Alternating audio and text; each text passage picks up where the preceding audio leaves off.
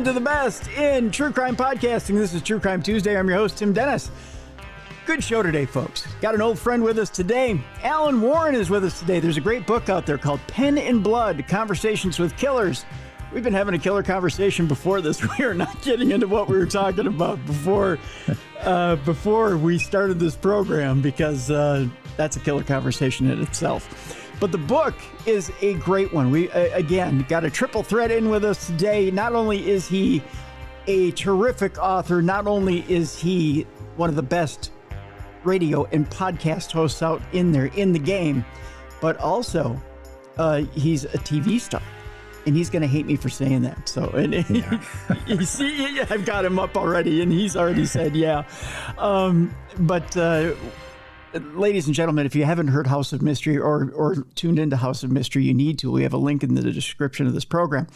But he's also got some TV shows that he'll be appearing on, not only this year, but in the new year. Alan, you want me to go through them? I will, if you want me to. You better, because I'm not. Well, I can if you'd like me to. I was going to bring up the old bio. Would you like me to, or I could skip it? It's up to you. Hey, you're the chief. Well, if I'm the chief, I may do so because you got a couple of shows actually that are coming up here in the new year that are interesting. I know you told me about a project you have coming up, which I don't know if you want to mention it or not. What, dancing? No, the book project, which. Which the Manson one? Yeah. Yeah. No, that's great. I don't mind talking about that. That will be by far my best book I've done since I've been alive. Yeah. I'm telling you that. Well, I'm looking forward to that one too. But we're talking about Pen and Blood Conversations with Killers today, so we'll stay on that one. But we'll talk about that maybe at the end of the program here. Sure. The TV projects that Alan's been involved with include CNN Lies, Crimes, and Videos Season 4, which his best-selling true crime books in Canada include Beyond Suspicion, The True Crime of Colonel Russell Williams. That was featured on CNN's Lies, Crimes, and Videos Season 4. Murder Time 6, The True Story of the Wells Gray Park Murders. Also is one of those books as well. In America, his bestsellers include The Killing Game. Serial killer Rodney Alcala was featured on several television shows, such as Very Scary People with Donnie Wahlberg, Oxygen's Mark of a Killer, Reels' Killer Trophies, and soon to be included in a 4-part Sundance Channel documentary called Death's Date. His bestseller Doomsday Cults, The Devil's Hostages, was featured on Vice's Dark Side of the 90s, which I believe plays every other day on Vice, right? I think so, yeah. Yeah, yep. So you can see Alan pretty much on television nonstop now. The dating death one, they had to powder my forehead because it was too shiny. I've had that issue too on Paranormal Night Shift. If you see, and they'd never had that before, where the director cut in the middle of it and then sent over the makeup person, and she started puffing my head. I think they powdered me mid-season, but it was actually mid-shoot. They came in with the extra powder because I'm very shiny. It's kind of embarrassing. I should have wore a hat. That's what I should have done. But they wouldn't have allowed that. They'll never let you wear a hat. No, I know. It's too bad. They don't think it's professional. I'm not going to get a hairpiece. I'm just not. I went that route when I was very young. No. Don't do it. Yeah. No, really? It's horrible. Yeah. Yeah, I was going to say. Yeah. And the only reason I did it was because the receptionist was very cute. And it was my mistake. Actually, I was allergic to the glue that they put the hairpiece on with, and I broke out. Oh, yeah. Is that receptionist? Was that the girl you were talking about before we got on? No, that was not her. Just thought I'd ask. No. Seemed so fond of her that I thought maybe. No, it wasn't her. No. Yeah. No I one was will going to ever. say the hairpiece must have worked. Right? No, I wouldn't have needed the glue if that was her. Oh, Oh, see what I did there, Alan? The joke. yeah. No one will ever know the joke except for the two of us, and that's the wonder of that conversation. So, Well, they can feel free to email me and I'll give them the code. you'll divulge the entire conversation. Yeah, I'll give it all away. Oh, good. That's. I'll write it in my next book. Yeah. Oh, good. Yeah, that's because that'll be the most interesting thing about the Manson book will be our conversation. Yeah. Because that'll be more sick than anything Manson ever did. Yeah, probably. I'm sure. Well, speaking of sick, blood and pen. See, do you like the segue? Yeah, nice lead in. I do have to tip my cap to you because I found Blood and Pen to be very, very intriguing, very interesting. The format of this book is very interesting. The fact that not only do you set it up with the stories, but then we're going to letters from these particular killers. There's 3 different killers in this book, and that we're getting an insight into the minds of these killers, and then they're writing back to particular people. And some of the minds of these guys are twisted. Give me, if you will, Alan, the setup as to why get the letters from these guys, and why give us that look into the psychosis of these different gentlemen. Well, the idea is, because I've done a lot of interviews with a lot of people in prison for murder, and some live and some just letters. And I started noticing some similarities between certain ones, even though the killers were in different countries and they had sort of a different, I don't know, how would you say, a different style of doing what they did, and a different thing they were going after. They still had some of the same issues that were very similar to each other. So I thought about doing it in lines of like that. So, you kind of got 3 different killers that have done different scenarios, different setups, but yet they were really much the same person trying to do the same thing in their mind. I think that was really kind of what I was thinking of. I was just trying to get people to look at the way they see and what a killer is trying to do. In a lot of cases, especially a serial killer, is not how we see it as more average citizens. Like, we look into it and go, oh, how could someone do that? Or why do they do this? Or what would make them do this? And it's not like I'm saying I know what would make them do this, but it's just about becoming aware of how their mind thinks. And it's not as straightforward as what a lot of people think it is. What is it that we perceive they think of killing as?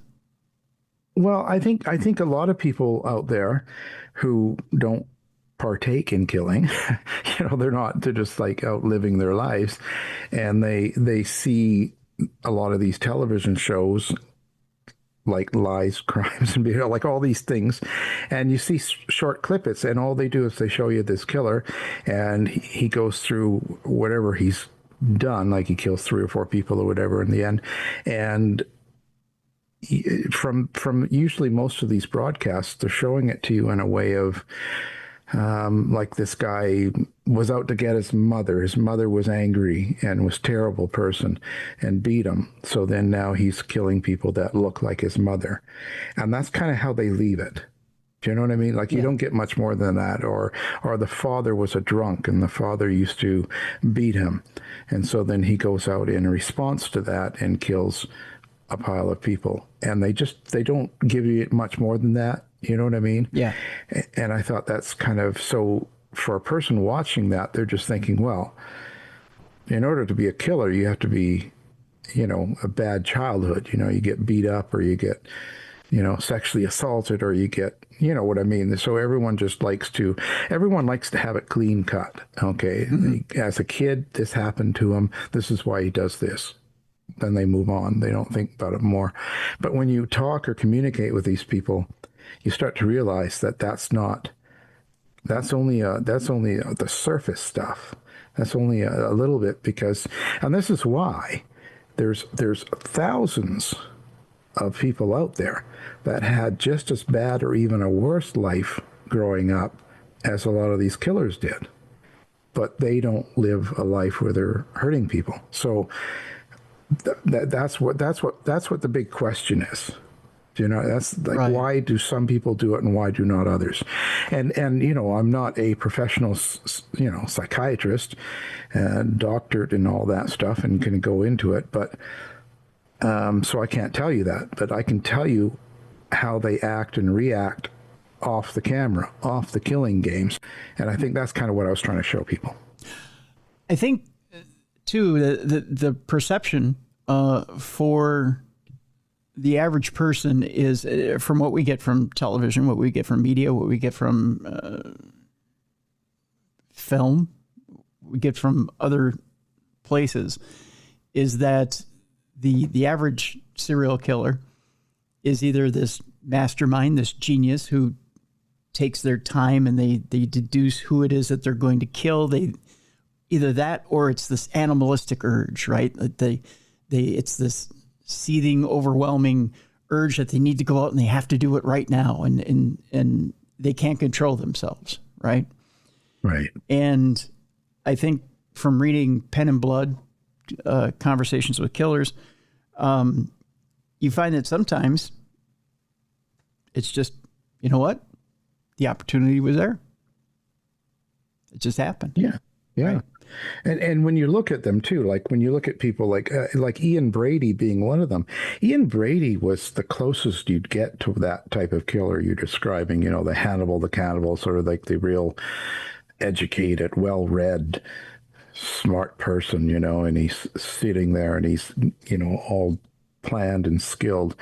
He's the closest to that kind of intelligence. But even that, when you look at him and you look at the murders he committed, he wasn't smart or good at it at all. It was nothing like that. But he was a well-read, educated man. So, you know, that in itself shows you that that's not true. Yeah.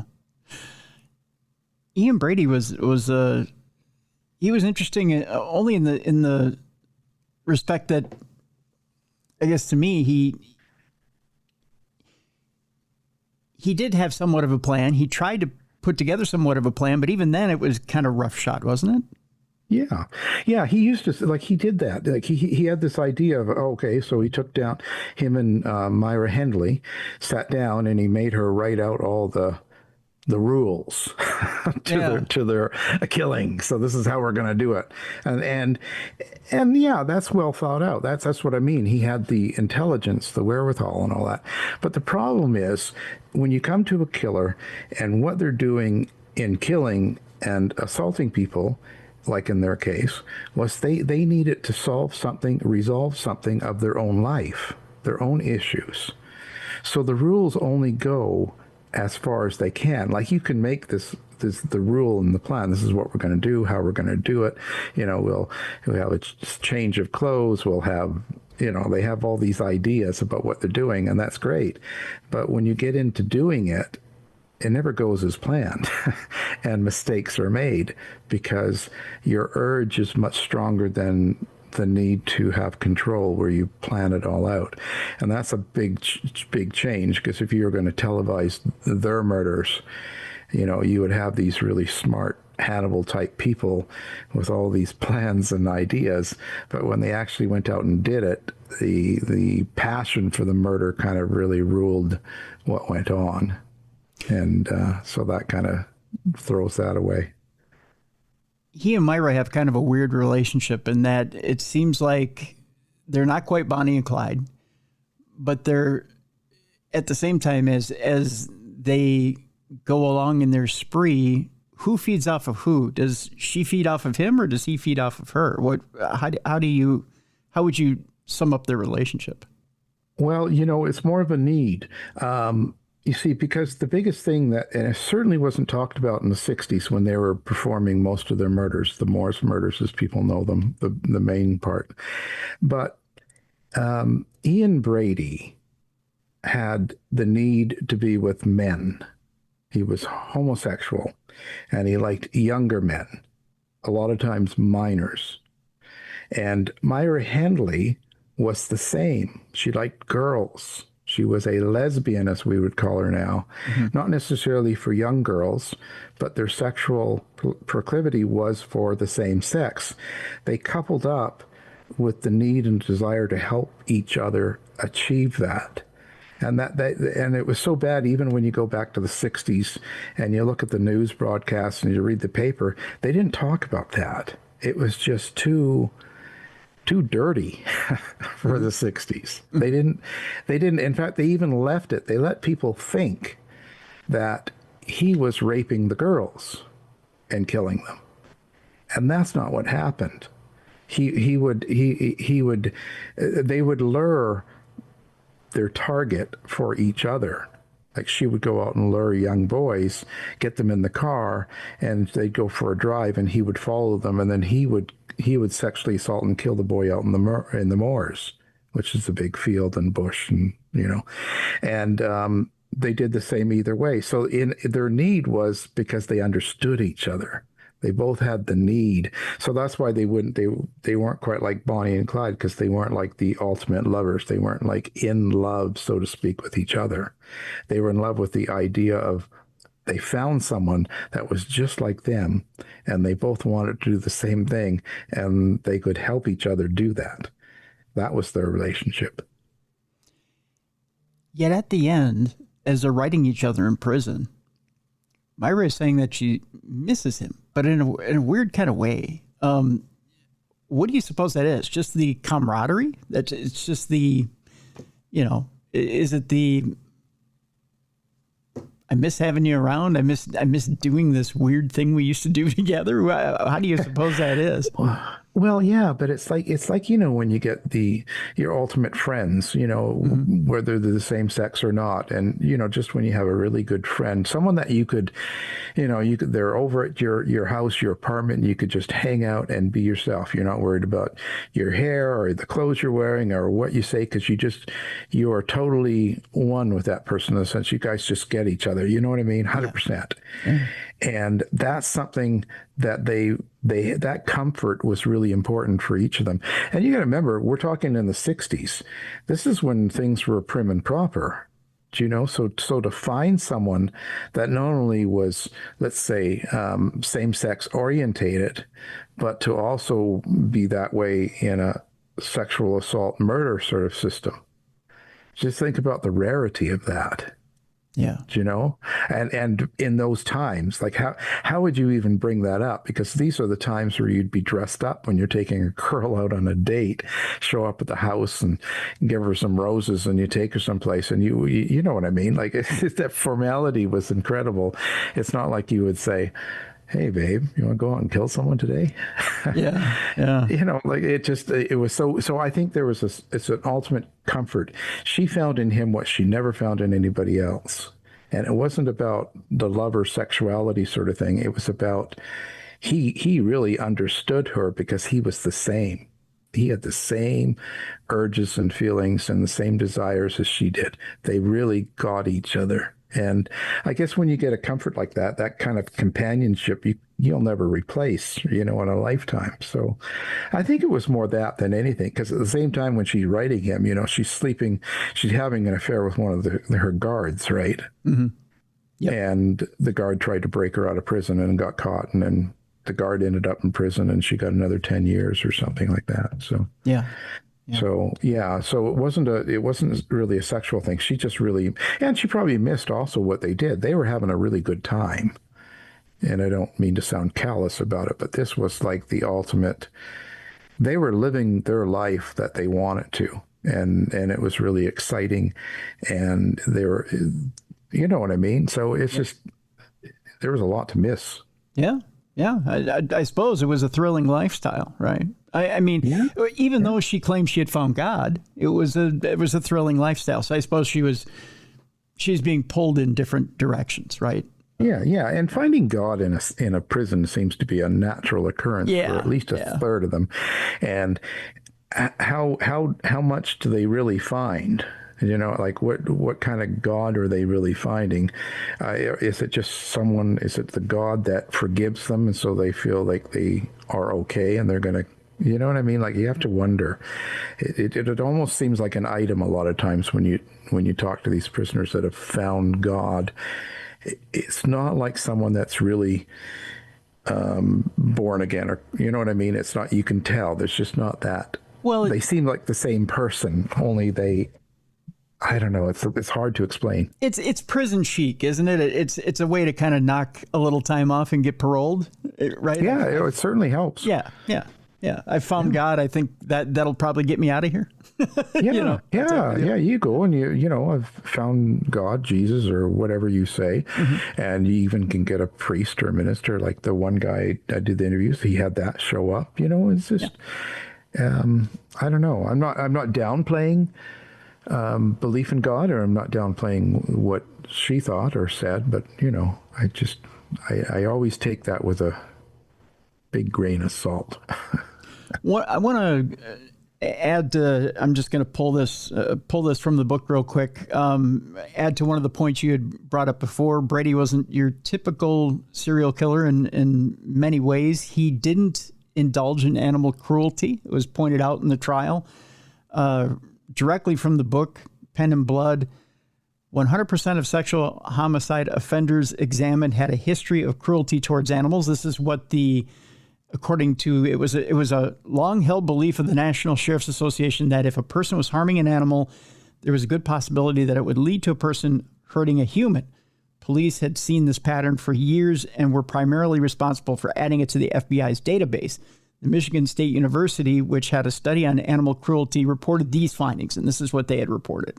They reported that 100% of sexual homicide offenders examined had a history of cruelty towards animals. 70% of all animal abusers had committed at least one other criminal offense, and almost 40% have committed violent crimes against people. They also reported that 63.3% of men who had committed crimes of aggression admitted to cruelty to animals.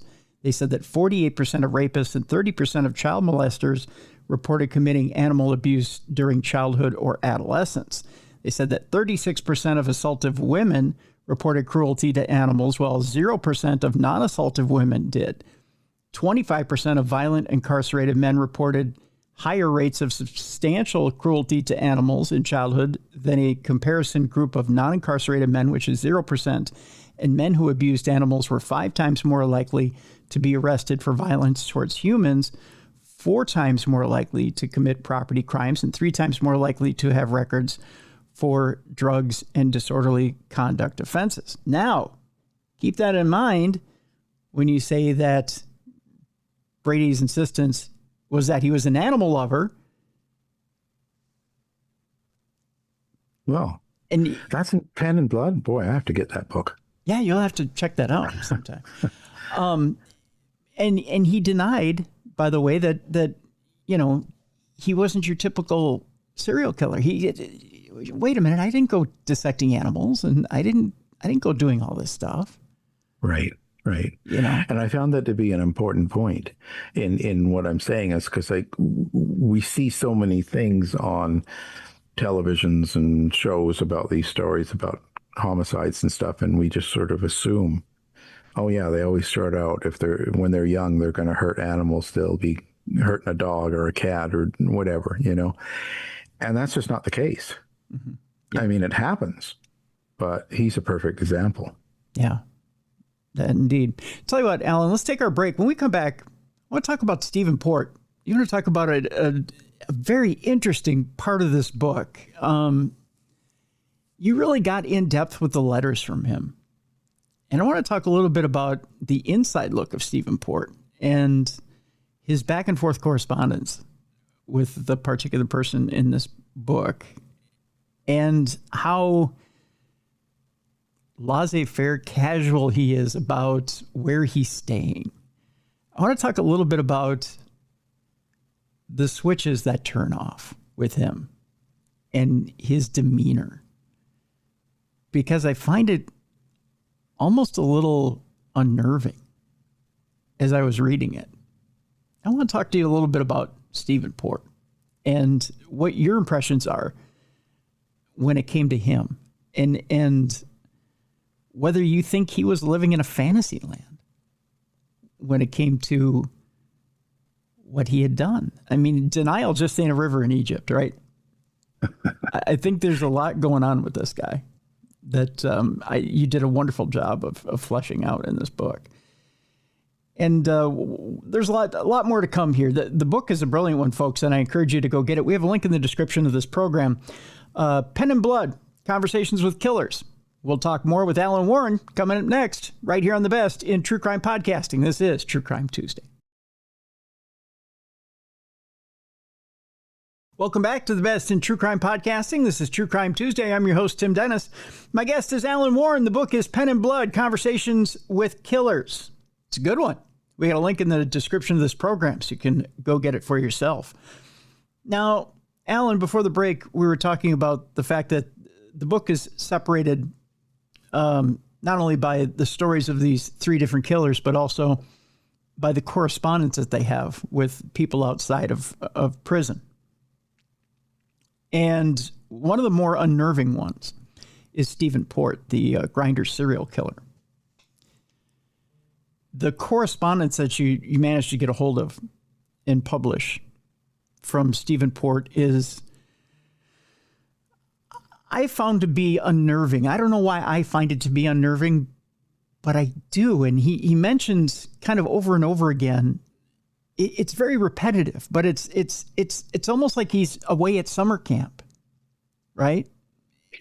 And he's talking about his love of Star Wars and Doctor Who and his favorite foods that he likes to get from the canteen, and he keeps asking this person for money, and then it becomes, well, when I get out, will you be my boyfriend? Yeah. So are you interested? Yeah. That's fine. I got other things to do. Yeah. But it's plus, I don't want to die by a drug death. There's that little danger. And that's the other thing about these letters is at one point he states, well, you can't kill anybody by GHB. Huh? He was a case. One thing is, he reminds me of something like someone that's 12 years old. He's in prison for murdering, 4 or 5 people and all these other things. And his biggest concern is the new Star Wars movie coming out. Yeah. Like, or seeing a new poster of a movie and talking about, like, he's like a kid at home who's looking at TV and looking through books or magazines and just go, oh my God, can you see this? Can you see that? Or the newest toy from some Avengers. And you're like, wow, okay, so that's all you're concerned about? Not that you've been a murderer, and you know what I mean? Like, he was totally, and he reminded me of a kid. Yeah. And his priorities were toys and movies and Star Wars and fantasy, and all of that stuff was his number one priority. At one point, he's chasing down for 6 months. He's chasing down the Star Wars annual, which is a comic book, and he has the person on the outside send it to him, but then he doesn't get it because jail officials get it, and then I think his sister ends up sending it to him directly from Amazon, so he's happy. So then it got to him directly, and I'm like, that's your focus? Yeah, a Star Wars annual. It's almost like I said, it's like a kid at home. He's like, you could be communicating with him, and he's just some young teenager at home, and that's the same kind of conversations you're getting from him. I mean, you can get him into other conversations and talk to him about, the murders or being, what he did as a job and stuff like that. You can get into all those, and he will talk about it, but that's not what he talks about himself. Like that, you have to initiate that conversation, get it going, and because in general, all he wants to talk about is sci-fi and fantasy stuff. It's his craziest thing. He's worried about these things or getting the latest book or magazine or poster, and yet he's sent away for life. You know what I mean? It's kind of bizarre. To me, it is anyway. I found that very strange. And then You know? he takes the delusion one step higher, Alan. And that's, when I get out of here, I'm going to work for like the Princess Trust, or I'm going to work for a charity, and I'm going to help people with problems with drugs, and I'm going to get them off of drugs. Yeah. You're the guy pumping people full of drugs and killing them. Exactly. It's crazy, isn't it? Like he thinks that, well, he wants to tell himself that he never killed any of them. You know what I'm saying? He wants to believe that they did it to themselves. And then he can kind of move on from there and kind of continue our life and get out of prison, and he's going to help people and be a nurse, it was one of the strangest cases I've ever seen, because he was really devious in the sense of, he had it all planned. And I think he was more devious than Brady in that way, because he knew exactly how he would kill his victims. And it was a little different than Brady. And plus he was more specific, because he was working. It's really strange, because he was working in there's, I don't know if you've talked about that or you do on the podcast. There's the kind of different P&P, they call it, party and play. Mm-hmm. And that's kind of a male gay party scene. And a lot of times, everybody goes in to a place, a location, and they lock the doors, and then everyone does drugs and has sex, and then they're free to go, so to speak, after that. And so I'm trying to be very subtle about it. I don't want to get into. Oh, you don't. And there's different variations on that too, because there's ones where they get in and they have to remove all their clothes and they're naked in a big hall or something. And he was the guy that would sell the drugs to everyone. So he would be one of the people that you'd go to. Like, instead of going to a bar and getting a drink, you go to him and he gives you the drugs. And in this place, he did that. So he knew his way around drugs, let's just say. And I mean, it's a casual scene, and that's understood. But still, and there's a certain amount of, I don't want to say non-responsibility. I mean, there's responsibility for yourself. I get that. And there's responsibility, there should be for others, a little bit of responsibility, because even though you have a partner you're hooking up with, you should be kind of like, well, we're looking to be safe with each other, right? At the time that you're with each other. Is that a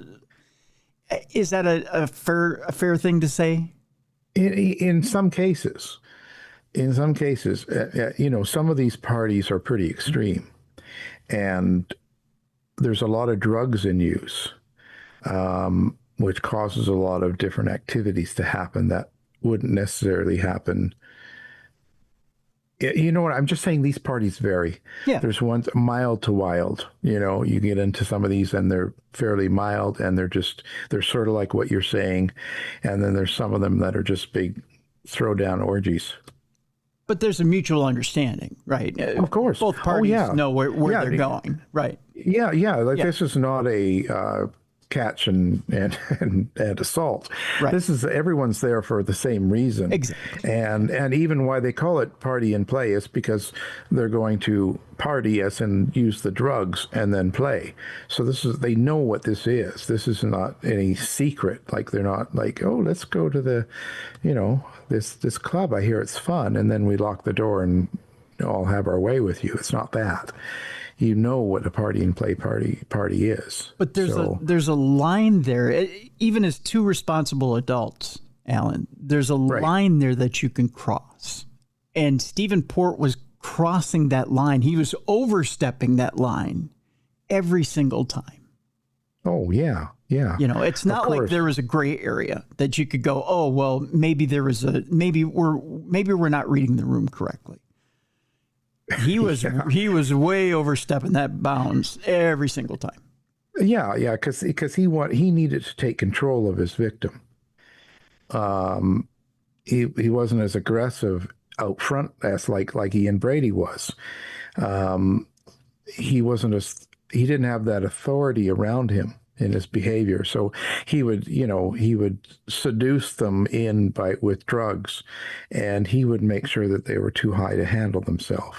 Yeah. And even if he took them home, then he would inject them with things like, GHB and things like that, which would paralyze them. And then he would tie them up and do what he wanted to them, and then kill them and dump them in the park. So, yeah, this was not a normal behavior by any means. And I have to say that a lot of his victims were not people that he got at the party and play scene.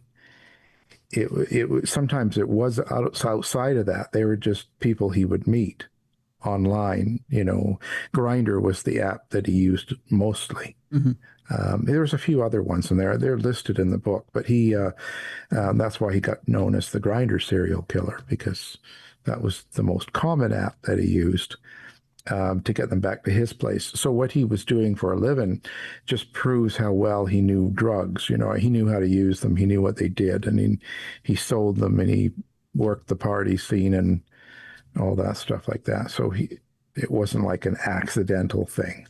Yeah. Yeah. That's which he tried to make it sound like, oh, it's just their fault. They take too much, or they do. He was trying to make it that way, and that's not how it went down. And it's that thing where he's treating people like they're disposable, and they're not. These are people with loved ones, lives, and people that mean something. And that's the thing. It's treating people like they're disposable. And that's the despicable thing about this is treating, and this is the thing that irks me. This is the thing that's disgusting to me is just running through people like fast food containers, right? And then leaving them like garbage in a park. Sometimes he'd leave them half naked in a park. Yeah. He started trying to make them look like they were doing drugs and they overdosed. They were just sitting in the park and they shot up and died. Yeah. That was kind of, his cover up and stuff. But he started making mistakes, because there was one person that never used drugs, needles, or any of that stuff, that worked at a hardware store like Home Depot. And that sort of kind of threw that guy's sisters and kind of going, there's something going on here. This is not him. And then they started, and that's kind of where it all fell apart for him. But they were just, I don't know what you call it. It was just disposable. You're right. That's just, there was no feeling toward it at all. Yeah. And that's the sad part of it. And you see, even the pictures that he drew on his letters. Do you see those? It's just like a kid, eh? Yeah. It was like cartoons. Like he was just like you would just, like I said, you just feel like he's a 12, 13-year-old. Yeah. It was the strangest thing. And yet he was almost 40 by then. And he was on, you see that too. He was on that the Greatest Chef program in the UK version. Yeah. Where they have the competitions and for everybody cooks something, and he was. And he even there's even a point where he talks about who's going to play him in a movie, which is just come on. But he's living in that novelty world. Do you really, if you think about it, is it really that far off of how people live? Like, especially like when you go on social media and stuff and TikTok, people are stars in their own little way, Yeah. And he's kind of that way, like, who would play him in a movie, and he's got an image of him being a nurse, and he's just, I don't know. But he very much thinks like a 13-year-old, right? I mean, I'm gonna, everything is Doctor Who. It's Star Wars. It's if I were in a movie, who would play me in a movie? It's very teenage culture. And nothing is. He eats a lot of fast food snacks from the canteen. He's it's like he hasn't advanced past a certain age, you know? Yeah, he hasn't, and I don't know if he will really. I think in that way that childhood is lost. You know, I don't know if it'll, or the I shouldn't, the young adulthood sort of thing. He's just gone from child to adult murderer, and he's back to child again. I don't know. I wished we could have a psychiatrist see some of these people. You Yeah. know, Yeah. And you know, and then you don't want to say youthful optimism at the end of it, but when I get out of here, I just want a normal life. I just want to, he ends up doing I just want to have a boyfriend. I just want to, have a normal life where I can settle down and I want to help people and help humanity. Well, you can't do that, right? You can't just wish things away and hope that everything's going to be great. That's not how it works.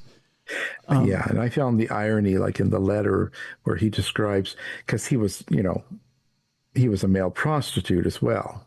Yeah, that's the other thing, and it's almost like, okay, I think I can go back to that life, but it can be okay because I can be safe. You can't have it both ways, right? And he gives lessons where he describes on how to do it safely, and what you should never do. Never take drugs from a guy buying you for sex, because you never know what's in him.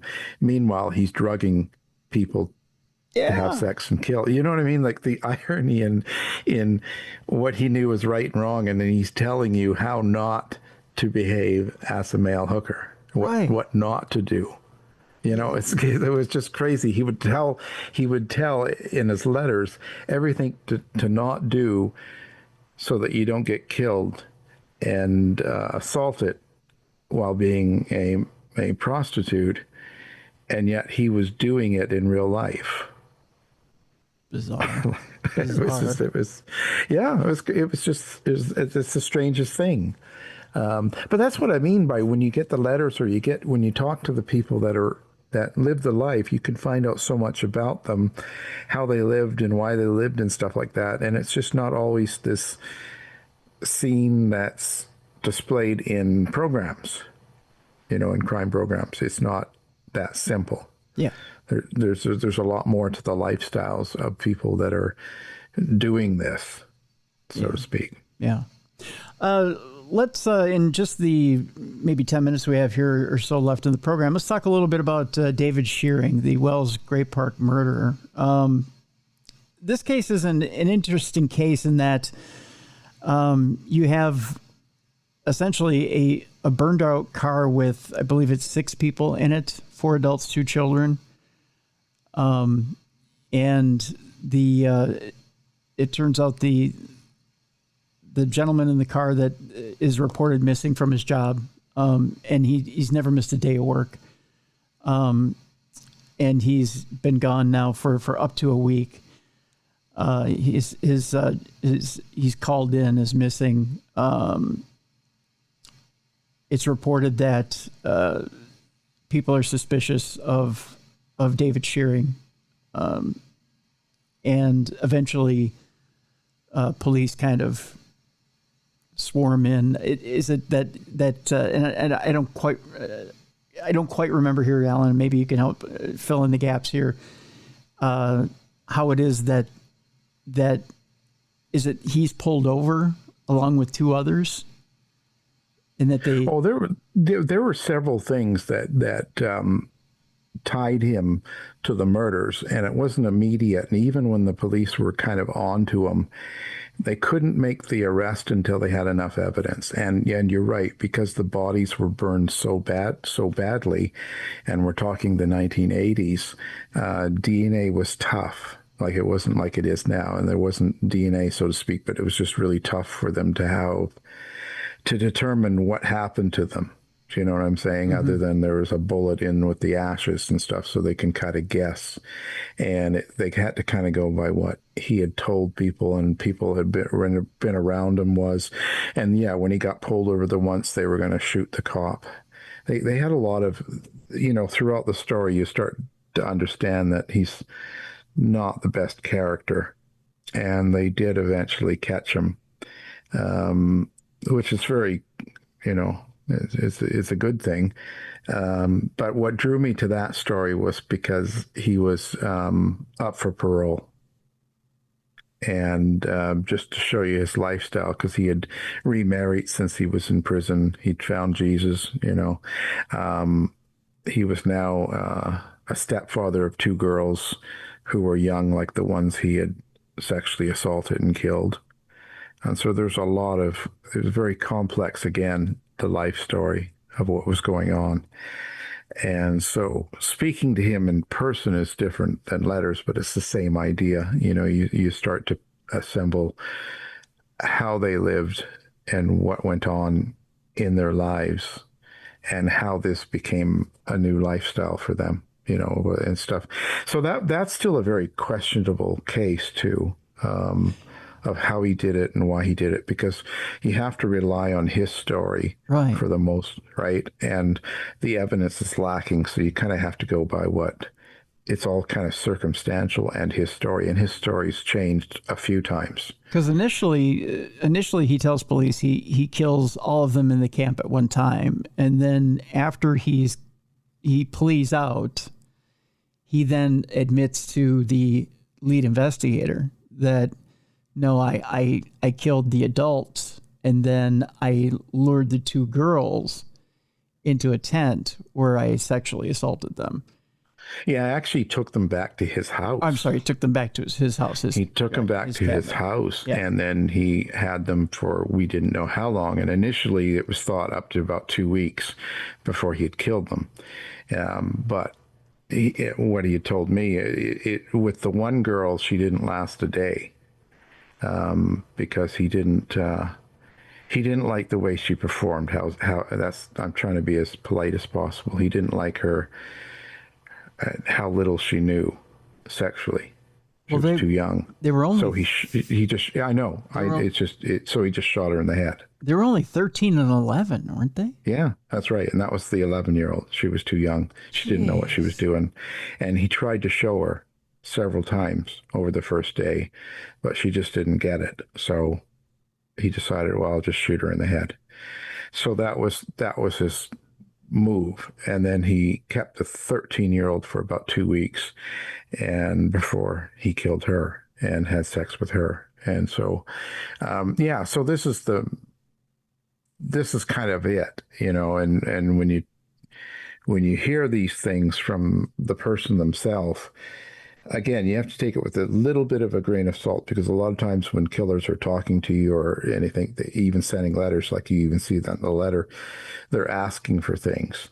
They're manipulating. They need money in their commissary, so they can buy something. There's always that. So there's this give and take. So you always have to keep in the back of the mind how much is real and how much isn't, because the more they get to talk to you and the more they have you around, the more they're getting. So there's always something else they need to tell you, So that's kind of, I think, the hardest part in talking with them, besides the content, of course, of some of the stuff they say. But when I do it, I was really trying to put together their day-to-day life. What is that person's life like? They get up in the morning, and how do they live? And what goes on in their life. And that's before and up to now when they're in prison. Because I think it gives you a little bit better of an understanding of who they are. Again, it's not the total answer, but a little bit closer.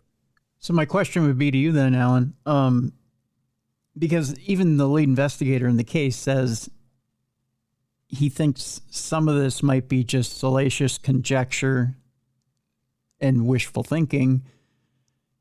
Some of it may be reality. How much do you think is one and how much is the other?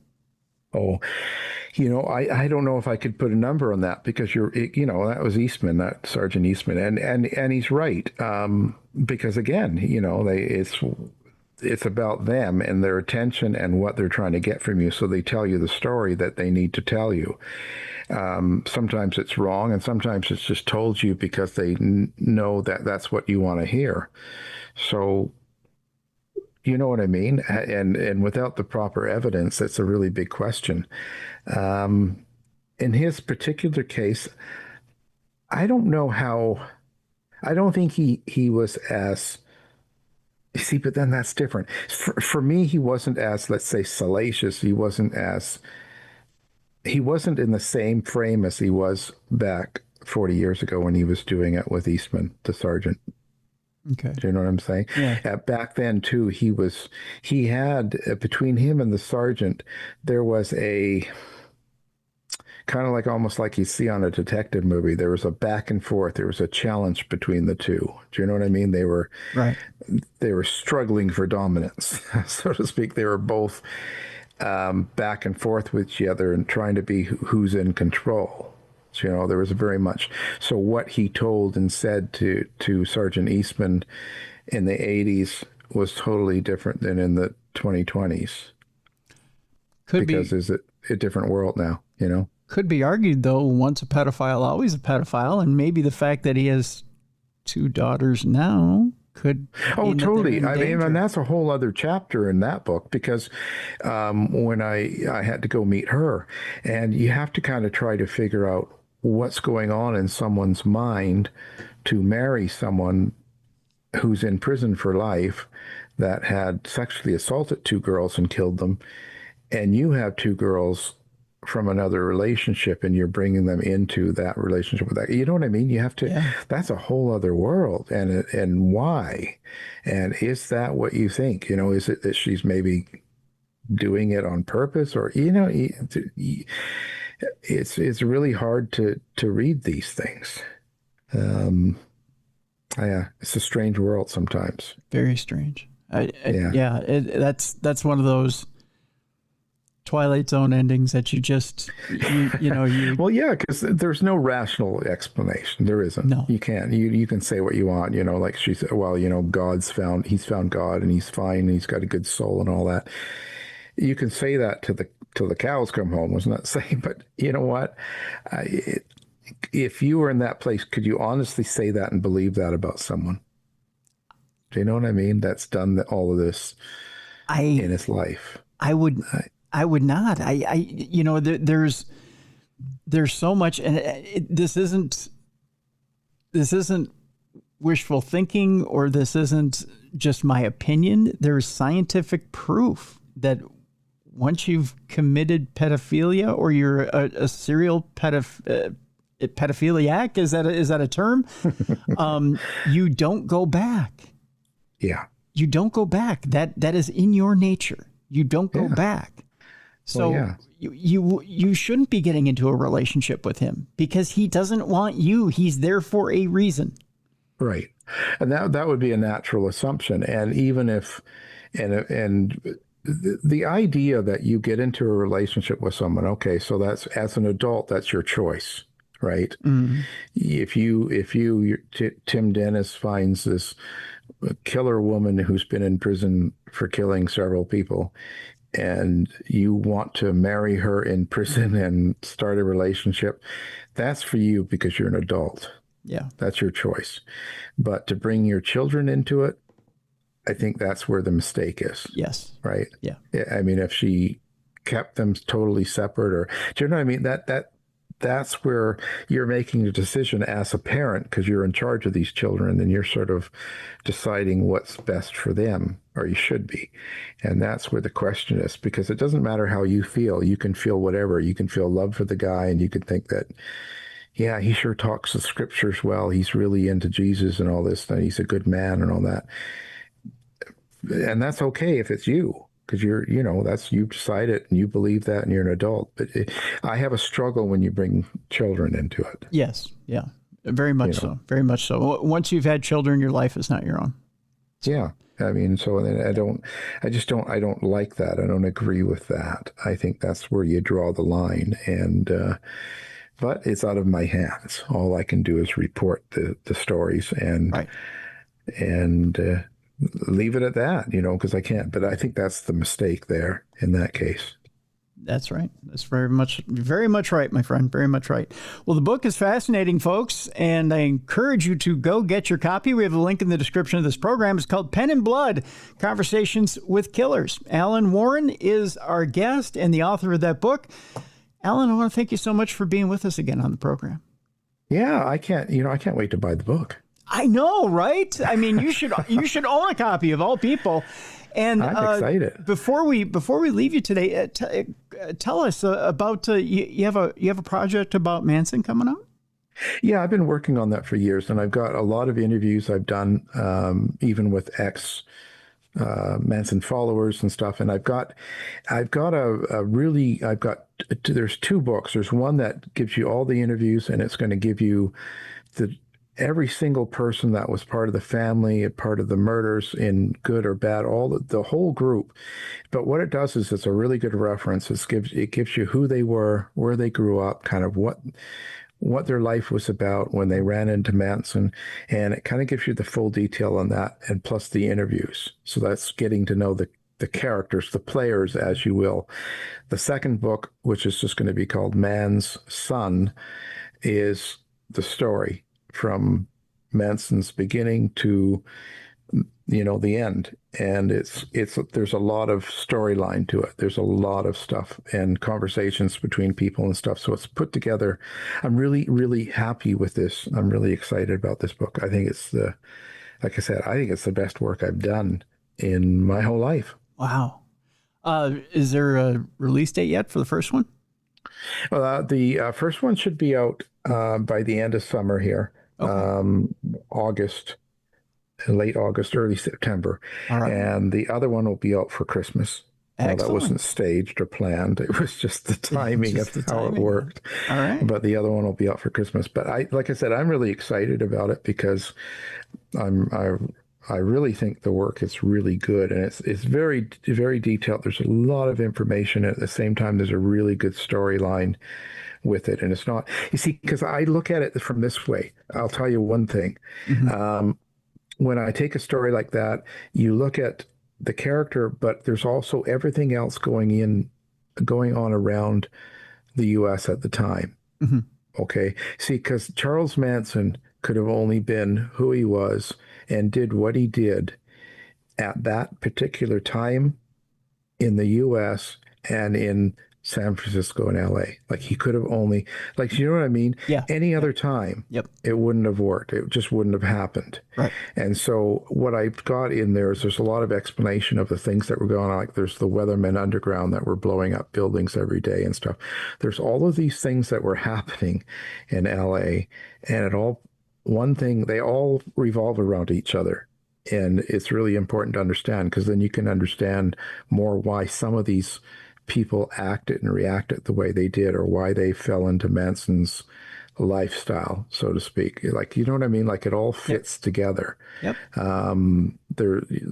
There's so much involved in it, but I think it's very interesting. It's a really good study about the 60s in that part of the world. Incredibly interesting. Looking forward to it. So we'll have you back and we'll talk Manson. We'll talk old Manson.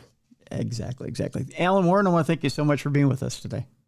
Well, thank you. It's been a pleasure. Thank you. Let's lighten things up a little bit. Let's bring in Jessica Freeberg. It's time now for Dumb Crimes and Stupid Criminals. It's Crayon News story time.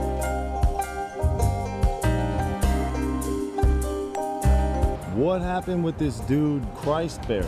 I heard he cut his penis off and then jumped off a balcony.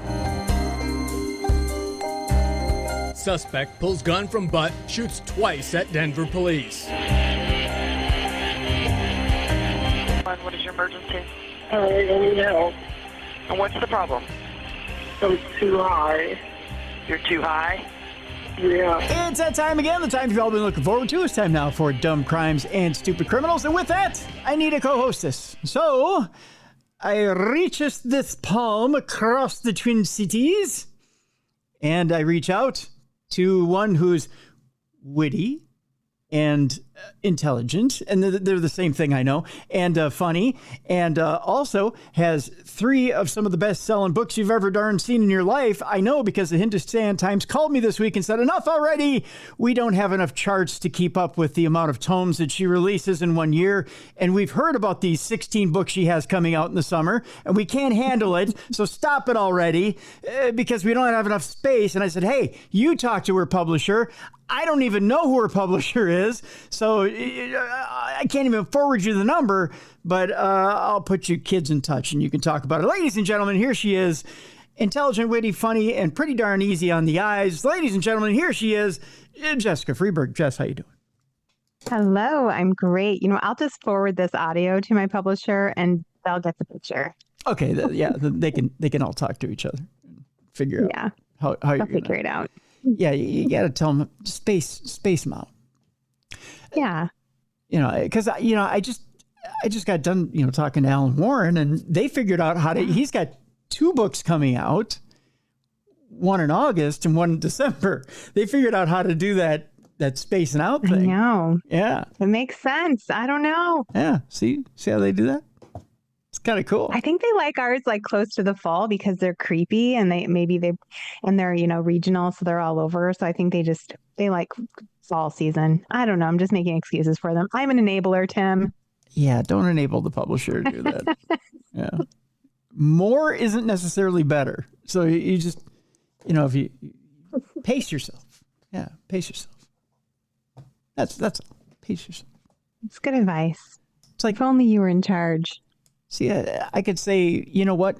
We could release all 156 shows in one day, and I could kill everybody with podcasts. Oh. Can you imagine recording them all? Oh, God. I would die. Or we could pace. We die together, Tim. Exactly. Or we could pace ourselves throughout the year, Jess. Yeah, pacing is good. Yeah. Can you believe that? 156 shows in a year. That is crazy. Isn't that something? You're prolific. You're a prolific podcaster. It's not just me, it's all of us. I mean, I know. We all do that, but it's a good team. It is. But it's, we put in a lot of work here, right? 444. Okay, so today I've seen 1111, 111, 222, and 444. Yes, this is a magical day. You got to make a lot of wishes. I guess. Either that or I got angels screaming at me, one or the other. Yeah. Something wonderful is going to manifest for you. It's probably going to. It can't be much of anything. My battery died on the way to St. Cloud this weekend. So it's. Oh, no. Yeah. My angels work against me. Maybe your angels are just apologizing today. They are. They're like, so sorry for the whole battery dump. Sorry, man. I was supposed to. So just so people know, I was supposed to work up at KNSI this weekend. And you couldn't make it? My van broke down on the way up there. Crap. Yeah, that's how I started my weekend. That's not good. It was like my van was. I know now what people mean when they say my objects are haunted. Yeah. Because I was a mile and a half away from the station, Jess. I drive about. It's almost an hour to get to St. Cloud from my house. I made it 57 and a half minutes into my drive. Oh, no. I'm right in front of Pleasure Land RV Center in St. Cloud. And believe it or not, here's irony for you. Right in front of the Andy's Towing sign. No. The billboard, the Andy's Towing billboard. As my car is going, and lights are going on and off inside my van, and everything's blinking on and off, and my cruise control goes out, and my fuel injection's doing this, and my van's going, and I lose control of my power brakes and everything. And I stop on the side of the road, and I'm right there in front of the Andy's Towing sign. It's like those little guardian angels went, hey, maybe you should call these guys because we're not going any further, right? Kind of feels like they're just messing with you now. Yeah, they were. So I was like, guess I'm not going into work today. So I called my boss at 5 o'clock in the morning from the side of the road. And not even the mechanics were open at that time of morning. No. They're all sleeping. So I called Andy's Towing because it said so on the sign. I said, can you just take me over to, because I didn't know whether it was an alternator or it was a battery. So I knew it was your battery? Yeah, it was the battery. The alternator was fine. So that's good.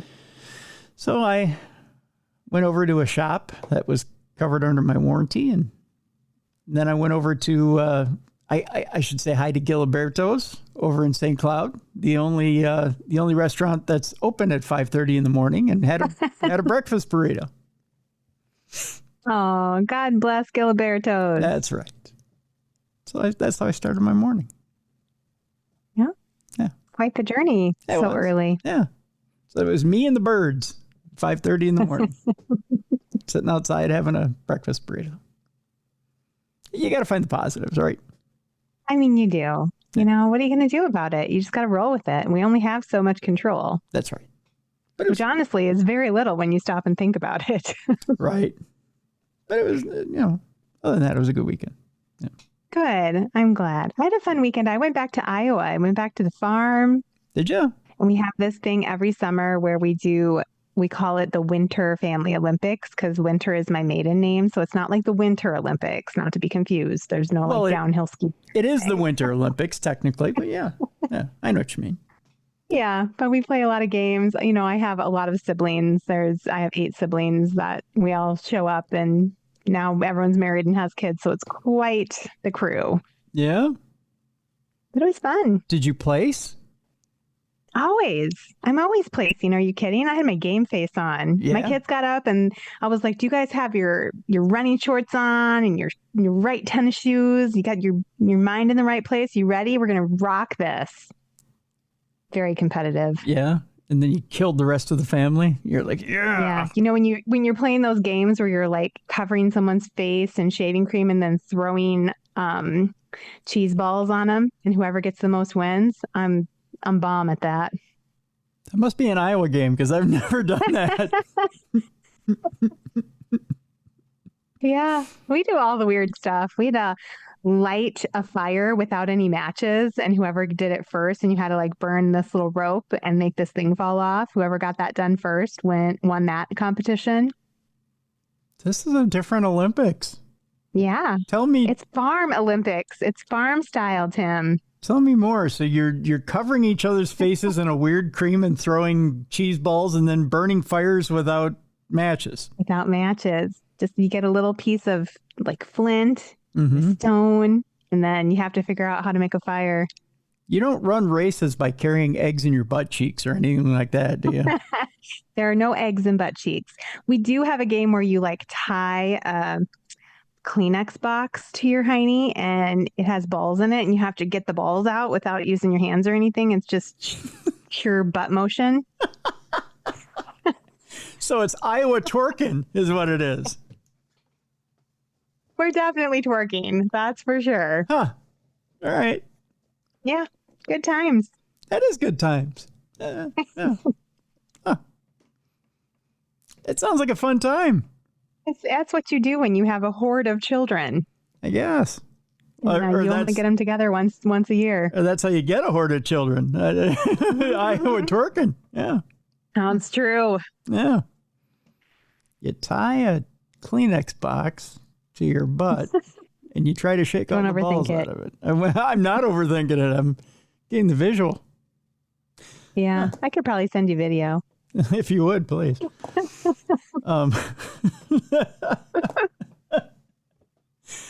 Interesting. Hey, well, if it keeps you out of trouble, that's what counts. Well, we got a bunch of stories of a bunch of people that didn't put a Kleenex box on their butt and shake the balls out this week. They probably should have. It would have saved them a whole lot of bail money. That's for sure. Oh, boy, we should jump into it. We'll start with this one woman who was charged for allegedly attacking an employee with a hatchet during a bank robbery in Southfield. She could have used that Kleenex box.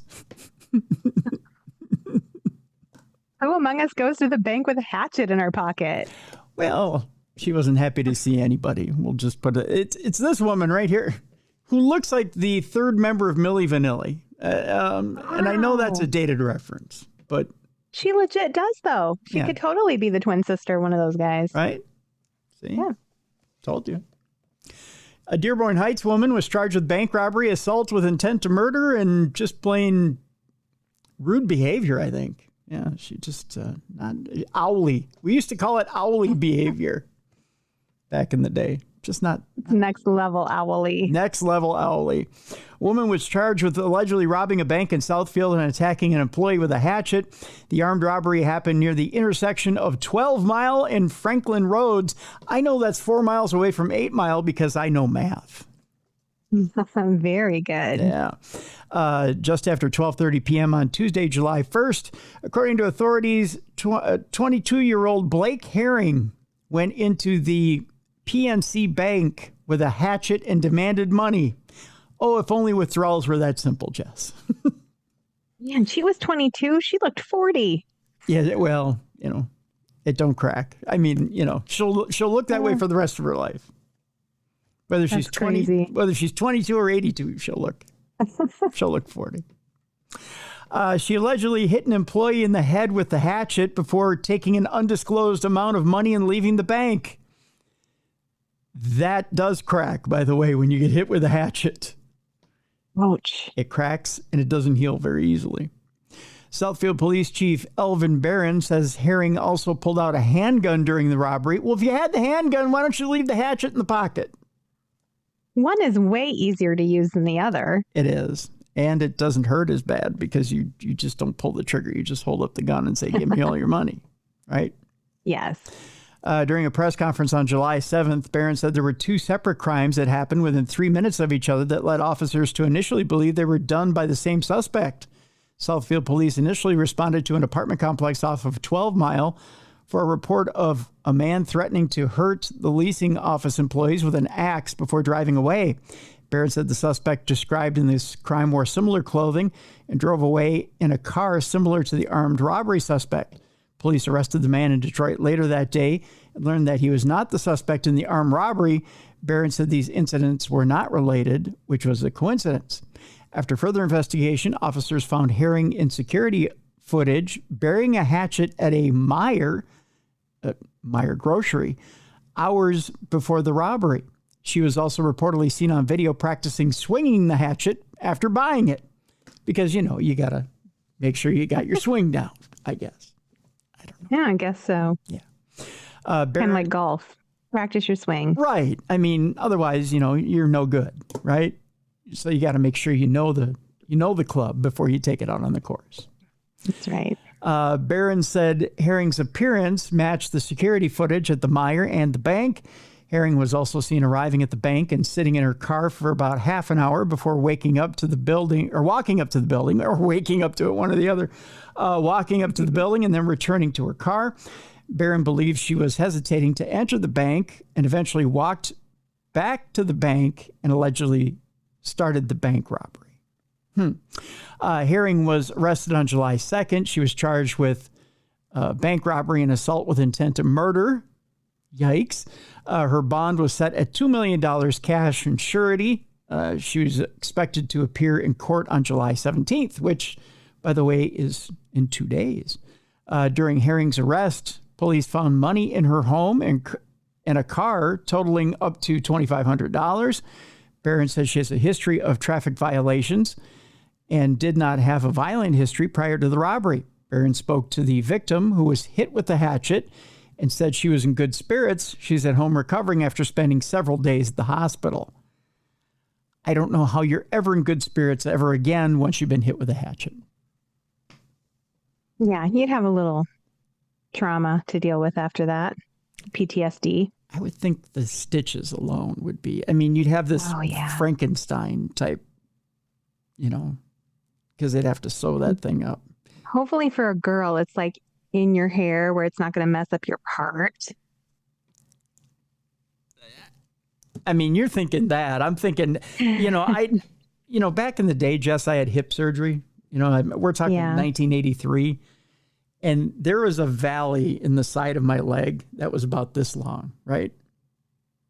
And that thing didn't grow completely over where you couldn't see the scar because they had to split my leg, and then open it up and then put pins in my hip, right? Right. This is the international sign for pins in my hip.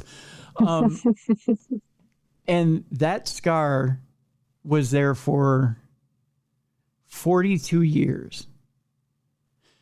So I got to think if someone puts a hatchet in your head, that scar, which would probably be about this long, Yeah. Probably going to be there for 30, 40 years. Yeah. Probably get to keep that one forever. Yeah. I don't think a little bit of aloe or vitamin E is going to take that away. Probably not. Yeah. But at that point, you're just like happy that you're alive. You just got hit in the head with a hatchet. Yeah. You're looking at the sunny side of that deal. I'm thinking, there goes my modeling career. You're like, I can't believe I just got hit in the head with a hatchet. And I'm over here like, look at me, I'm alive. I got hit in the head with a hatchet. Well, see, in my case, the hairline goes all the way back. Yeah, you can't hide yours with hair. Yeah. So, my perfectly round dome is done at that point. But we could get you a cute little beanie. You could even say, I survived. I'm going to have to start wearing berets. And I don't look good in berets. And then I got to adopt a French accent. I got to do the thin mustache thing, Speaking of, for you, should I just go ahead and make this announcement? Do it. Would you like me to? Okay, here's the deal, folks. Over the weekend, if you've been following paranormal social media, you might have seen somebody make a trip announcement to Ireland talking about maybe you like less hotel stays and you like more bars. Well, would you like only one hotel stay and a lot of bars? What? On a trip? Boy, have I got a paranormal trip for you. Are you ready for this? We're not sleeping. We're just bar hopping. How would you like to just do it all in one place? Yeah, bring it. Ooh. And like to see a beautiful exotic country. Yes. Where are we going, Tim? How would you like to go to France? I would love to go to France. And see the catacombs. Yes. My friend was just there and she said I need to go. And go with Grant Wilson, Brian Cano, and Dustin Perry. Fun. It turns out our friends over at Mysterious Adventures Tours are doing a paranormal cruise to France or in France. Oh, I love it. And we have a link at darknessradioshow.com/events. It's got a little banner there. Little banner. See, this is the international high sign for banner. You're doing so much sign language tonight. I know I am. I'm learning sign language. None of it's correct. That will tell you more. We'll also have a little on our social media. We'll have a little post up that will tell you more about the trip. But our friend Maria over at Mysterious Adventures Tours announced it over the weekend that yes, if you like to have a little drinky drink, if you like to have a little boaty boat, if you like to see the catacombs, if you'd like to have a little excursion to a beautiful country and have a paranormal adventure with some paranormal stars, then by gosh, Paris, France next year. Man, she's really bringing it with these. Yeah, these are great. Yeah. So she announced that this weekend. I was like, holy cow. Boy, that sounds super cool. Trip. That sounds like a trip. So there you go. Okay. Now that I got that out of the way. Let's continue. 300. Oh, by the way, if you're sitting at, I know you've got great kids, but some people's kids, they never get away from the PlayStation. They never get away from the Xbox. Yeah. And you have a hard time getting your kids out of the house. Some parents say, I wish my kid would just go to the mall. Right. Like in the old days, just get them out to the mall. Well, unfortunately, in Brentwood, California, this weekend, about 300 kids went to the mall. Bad things happened. Uh-oh. 300 kids showed up at the Brentwood malls, and fights and arrests ensued. Ensued. That's a word, right? More than 300 young people showed up in Brentwood on Friday afternoon, where fights ensued. Businesses were ransacked, and some of the teens ran in and out of traffic, according to police. What were they doing? Some people's kids, right? Wow. Brentwood police said in the end, 4 children were arrested for various misdemeanor violations, and a 5th was arrested for battery on a police officer. Someone's kid was really bad. Wow, that ain't cool. That's a very poor choice. Yes, it is.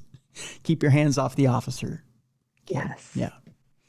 In a Facebook post, police said more than 300 juveniles showed up at about 3:30 p.m. at the Sand Creek crossing and streets of Brentwood shopping centers, both on Sand Creek Road.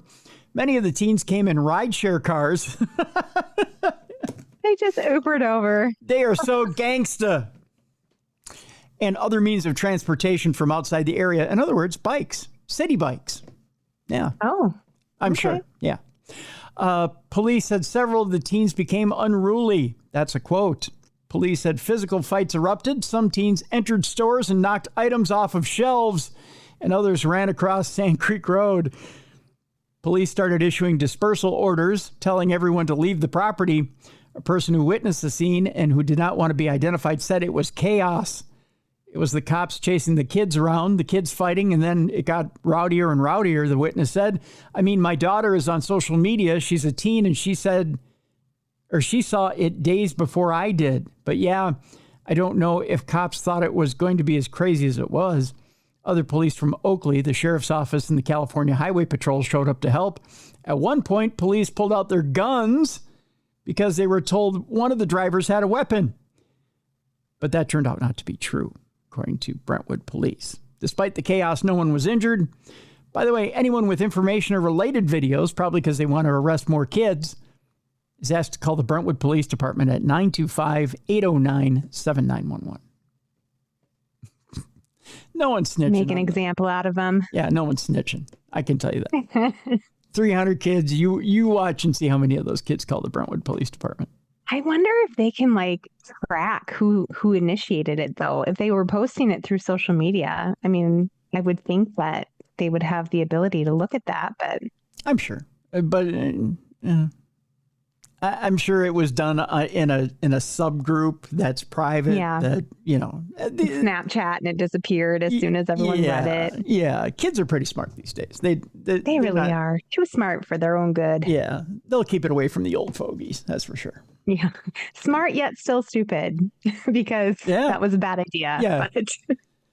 And I mean, really, talk about not really a harmless crime, but I mean, they went and knocked stuff off shelves. Yeah. Right.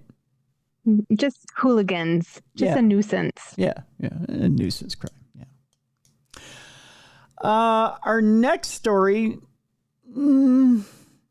has to do with, okay. I mean, I can kind of relate to this, but I can't. Have you familiar with New York culture? Yeah. My mother-in-law was a New Yorker for many years. There you go. You know how bad it is to try and park in New York, right? Oh, yeah. Yeah. It's a life or death thing. If you're from Minneapolis, you can't really relate to this, or maybe you can if you live downtown. But trying to find a parking spot in a major metropolitan city is pretty tough. In New York, it's impossible. It gets to the point where you have to stand in a parking spot in order to try and get a parking spot, especially if you're in any downtown area proper or any of the boroughs proper. Right. Well, a furious mother-daughter duo viciously attacked a driver for moving trash cans to try and reserve a parking spot. Oh. It got physical. Wow. This happened in Queens, where Queens neighbors claimed a New York City family had been illegally holding public parking spots for years. That this wasn't a one-time thing. They'd been doing this over time. Oh, yeah. I can see where you would get really mad about that. Yeah. 2 individuals were arrested in New York City last week after video captured them spewing racial slurs and viciously attacking a female driver over a public parking space. 45-year-old Andrea, I believe this is Dimitru, and Sabrina Starman, who is 21 years old, were charged with assault on Monday after attacking a 21-year-old driver outside a home in Ridgewood, Queens. Police confirmed to Fox News Digital on Saturday. Social media users on Reddit alleged that the 2 attackers were a mother-daughter duo who became violent after the victim tried to move a trash can that was placed in the street to block a public parking spot. The suspects allegedly punched the woman multiple times in the face and body, causing substantial pain, according to authorities. The victim was identified as Jada McPherson, according to the New York Post. While the attack erupted on Monday, neighbors say the tensions over the parking spot have been simmering for years. Social media users on Reddit titled "The Fight Over the Parking Spot Finally Happened," that's the name of the post, claim that the individuals involved routinely use trash cans and traffic cones to illegally hold street parking for hours while they were away. A former resident on the Reddit thread said, "Sometimes those trash cans will be there for 3 hours reserving the spot." The person who filmed the altercation said in the post, "It's been going on for years. The whole family does it. Today, someone finally had a breaking point." Major drama. Right? There's a picture of them people starting to get into it right there. Oh, yeah. They're heated. Yeah, it's heated now, Jess. Now they're getting into it. Video shows the moments before the brawl where the 21-year-old victim is seen with her car trying to clear the parking spot by removing the garbage bin. A man was heard shouting, "Stop touching my stuff," as he placed the garbage cans back on the curb. The victim responded with, "I just got home from work. I don't want to circle the block 5 times looking for a parking spot because this shit was holding it with a garbage can." Oh, I'm sorry, not this shit. It's something else. I assumed wrong. It was this was holding it. Oh, yeah. This gotcha. F word was holding it with a garbage can. The outlet reported. Used the wrong expletive. Moments later, Starman lunged at the woman and began throwing punches. Dimitru and an unidentified man joined in by hitting the woman and pulled her hair as the victim curled up defensively. A bystander with a cane was also heard yelling as the scuffle escalated. Police arrested Dimitru and Starman at the scene, and the victim was treated for her injuries on site, according to authorities. Wow, you just got a couple dudes beating up a lady? That's crazy. Over a parking spot. Which they're holding in bad faith. I mean, like, you can't do that. Everybody wants a parking spot. Right. I mean, for hours at a time, right? Yeah. Oh, what a bunch of jerks. Unbelievable. Speaking of cars, a Boscoan man is accused of, we're going to New Hampshire, is accused, not too far away from New York City, accused of stealing a car in Nashua, returning it, and then stealing a different car. Okay. Because he likes to keep his options open. Well, you steal a car, you don't like it so much, you take it for a little test drive. Let's try them all. Yeah. It's not what he wanted. Kenneth Blankenship was arrested last month with felony burglary and theft charges after an incident in the Gate City in November of 2024. By the way, if you're wondering what kind of man returns his stolen car and levels up for the next best one, it's this guy right here. Wow, that is quite the hair. Yeah, look at that, huh? Mountain man. His hair and his beard, they're the same length. They go all the way to his shoulders. They are. It's almost kind of biblical. Yeah. The look here. Yeah. Jesus. Well, kind of. Yeah. He kind of does look like Jesus, doesn't he? Jesus, if he decided to lead a life of felony theft. Yeah, a little bit. A man from the Capital Region with several prior convictions was arrested last month on burglary and theft charges, accused of stealing a car and then returning it before stealing a different one. 43-year-old Kenneth Blankenship of Boscawen was arrested on June 22nd on theft by unauthorized taking. I don't know of one of authorized taking, so we can only assume there's one kind. $1,501 plus and burglary charges, both felonies. On November 30th of 2024, police were dispatched to a report of a burglary of a local auto dealership, with the business saying a car stolen during the incident, according to Sergeant John Sinelli, the Public Information Officer and Communications Division supervisor for the Nashua Police Department. Said officers viewed video footage from the business, which showed a male breaking into the dealership, stealing a set of keys and driving away with a car, he said. The suspect returned to the business a short time later, left the original car he stole at the business, and then stole a different car because, first one wasn't good enough, I guess. I mean, he brought it back, so. Yeah, well, it wasn't up to his standards, You ever taken a Ford Focus and decided, that's not my style. I want to trade up for a Cadillac. Yeah. I mean, it makes sense. I mean, it's just not your style, right? You got to go with something that fits a Jesus-like thief, His champagne taste on a zero budget. on a Diet Coke budget, right? Exactly. That's right. On March 23rd, New Hampshire State Police stopped Blankenship while he was driving the stolen car. Sinelli said Nashua detectives worked on the case, including interviewing Blankenship. According to a report, a warrant was then issued for his arrest. Blankenship was held on, guess how much bail for this, Jess? Okay, so he steals a car, brings it back, grabs another, taking it out for a joyride. They arrest him, and they say, Mr. Blankenship, you can get out of jail for these 2 thefts for how much money? I feel like it can't be very high. So I'm gonna go like 4,000. Go a little lower. Lower than that? Yeah. Okay. 2,000. One more shot. Go a little lower. Really? Lower than that? Yep. I feel like that's low. It is low, but go a little lower. 2-time thief. All right. Okay. $800. $250. Stop it. Seriously. Why even bother? In New Hampshire, just go around stealing cars as much as you want. Brand new ones. Go take as much as you want. $250. That's just crazy. Evidently, New Hampshire is a state to steal cars. Well, let's go. Yeah.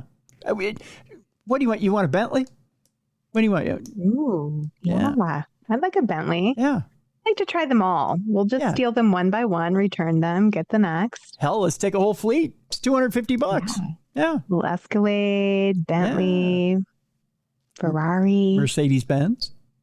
Yes. You want a Lambo? Yes, please. I want an ice cream colored Lambo. Yeah. How about that? $250. All right. Who's driving? You or me? You know what? Bring the kids, bring the hubby. I'll bring intern Yoko. We'll all steal one. We'll just take turns. Yeah. It'll be so fun. We'll all grab one. It's $250 a piece. You know what? We'll bring a small bankroll. We'll all get one. All right. Yeah. New Hampshire, here we come. That's right. We're all coming for a stolen car.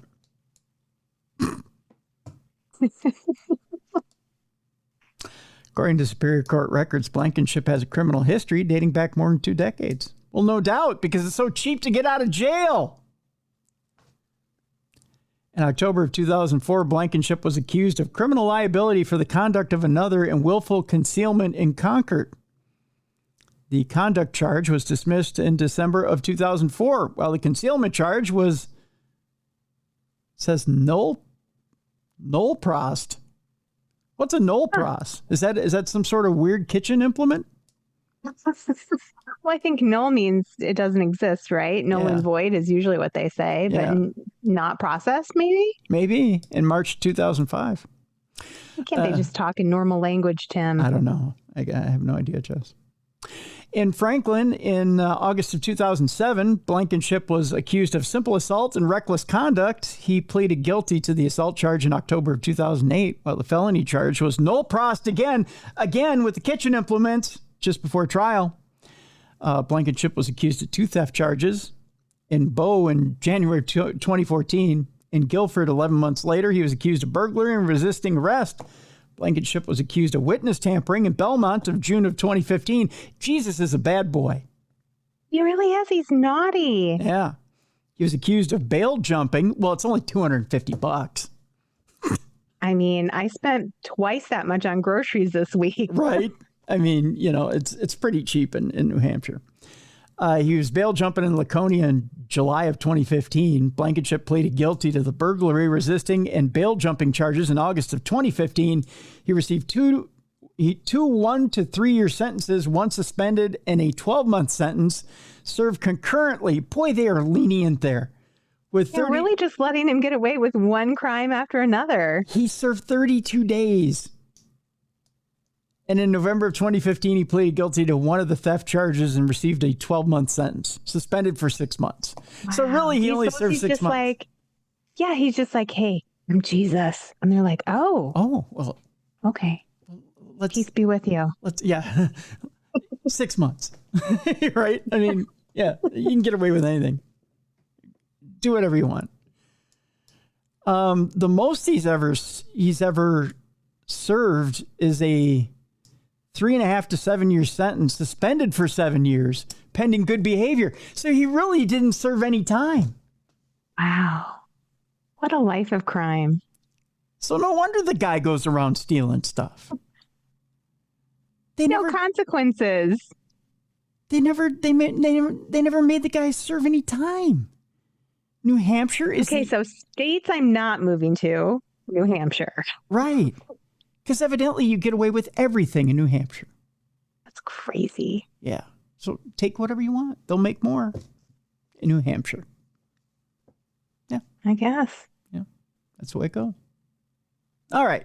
Our next story. Boy, okay. So lately the talk around my area of town is birthdays. And God bless my mother. She thinks I'm getting the guilt trip already. Oh. Her birthday is beginning of August. And I'm getting the no one's going to throw me an 80th birthday guilt trip. Oh. Right? 80th birthday party.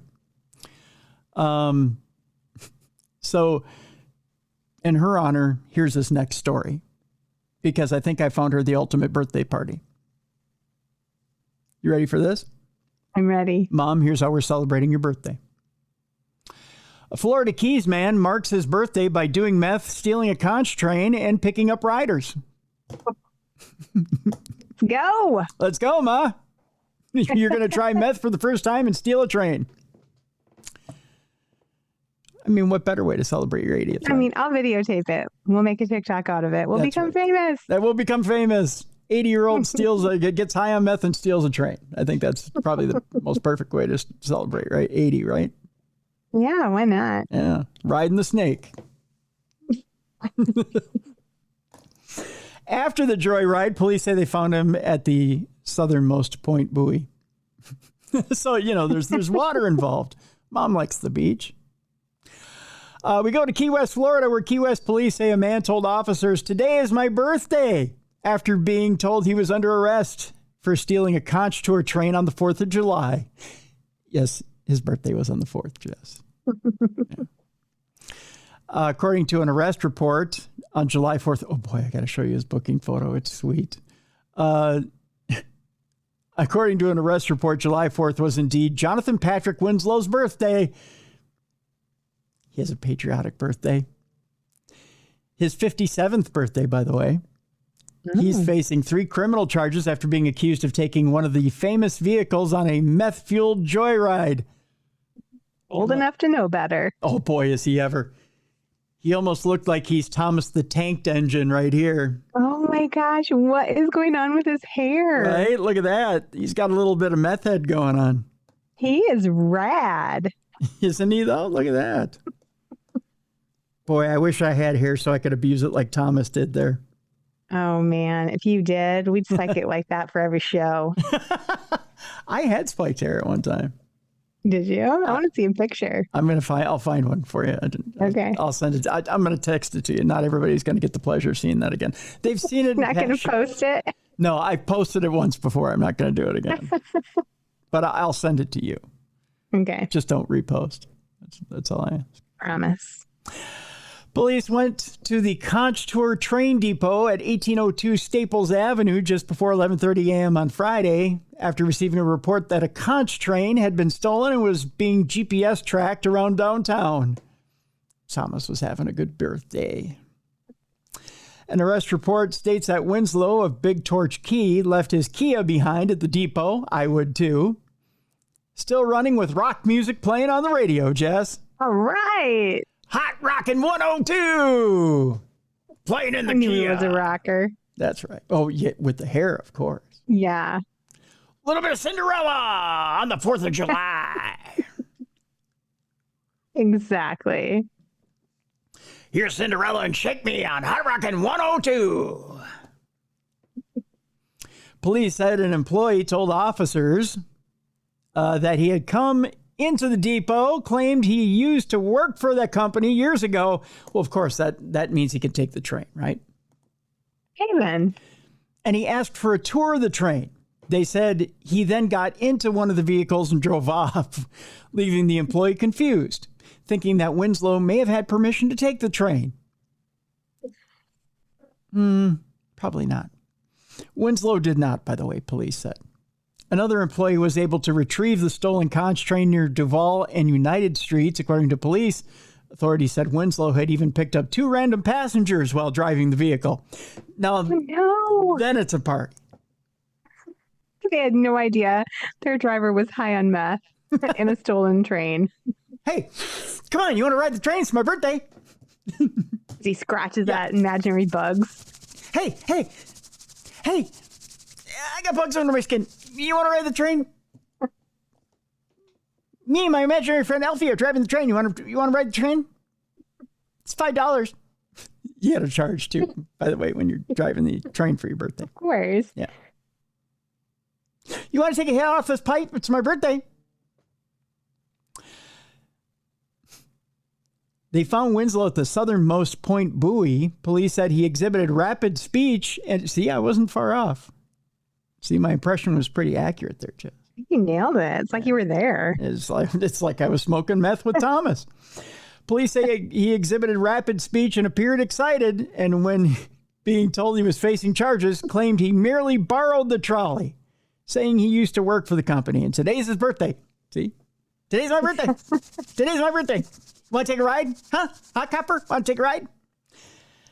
Today's his birthday, according to the report. The report states that while being searched at the jail, a corrections deputy found a pipe in Winslow's pocket. Everybody's going to take a ride on the train.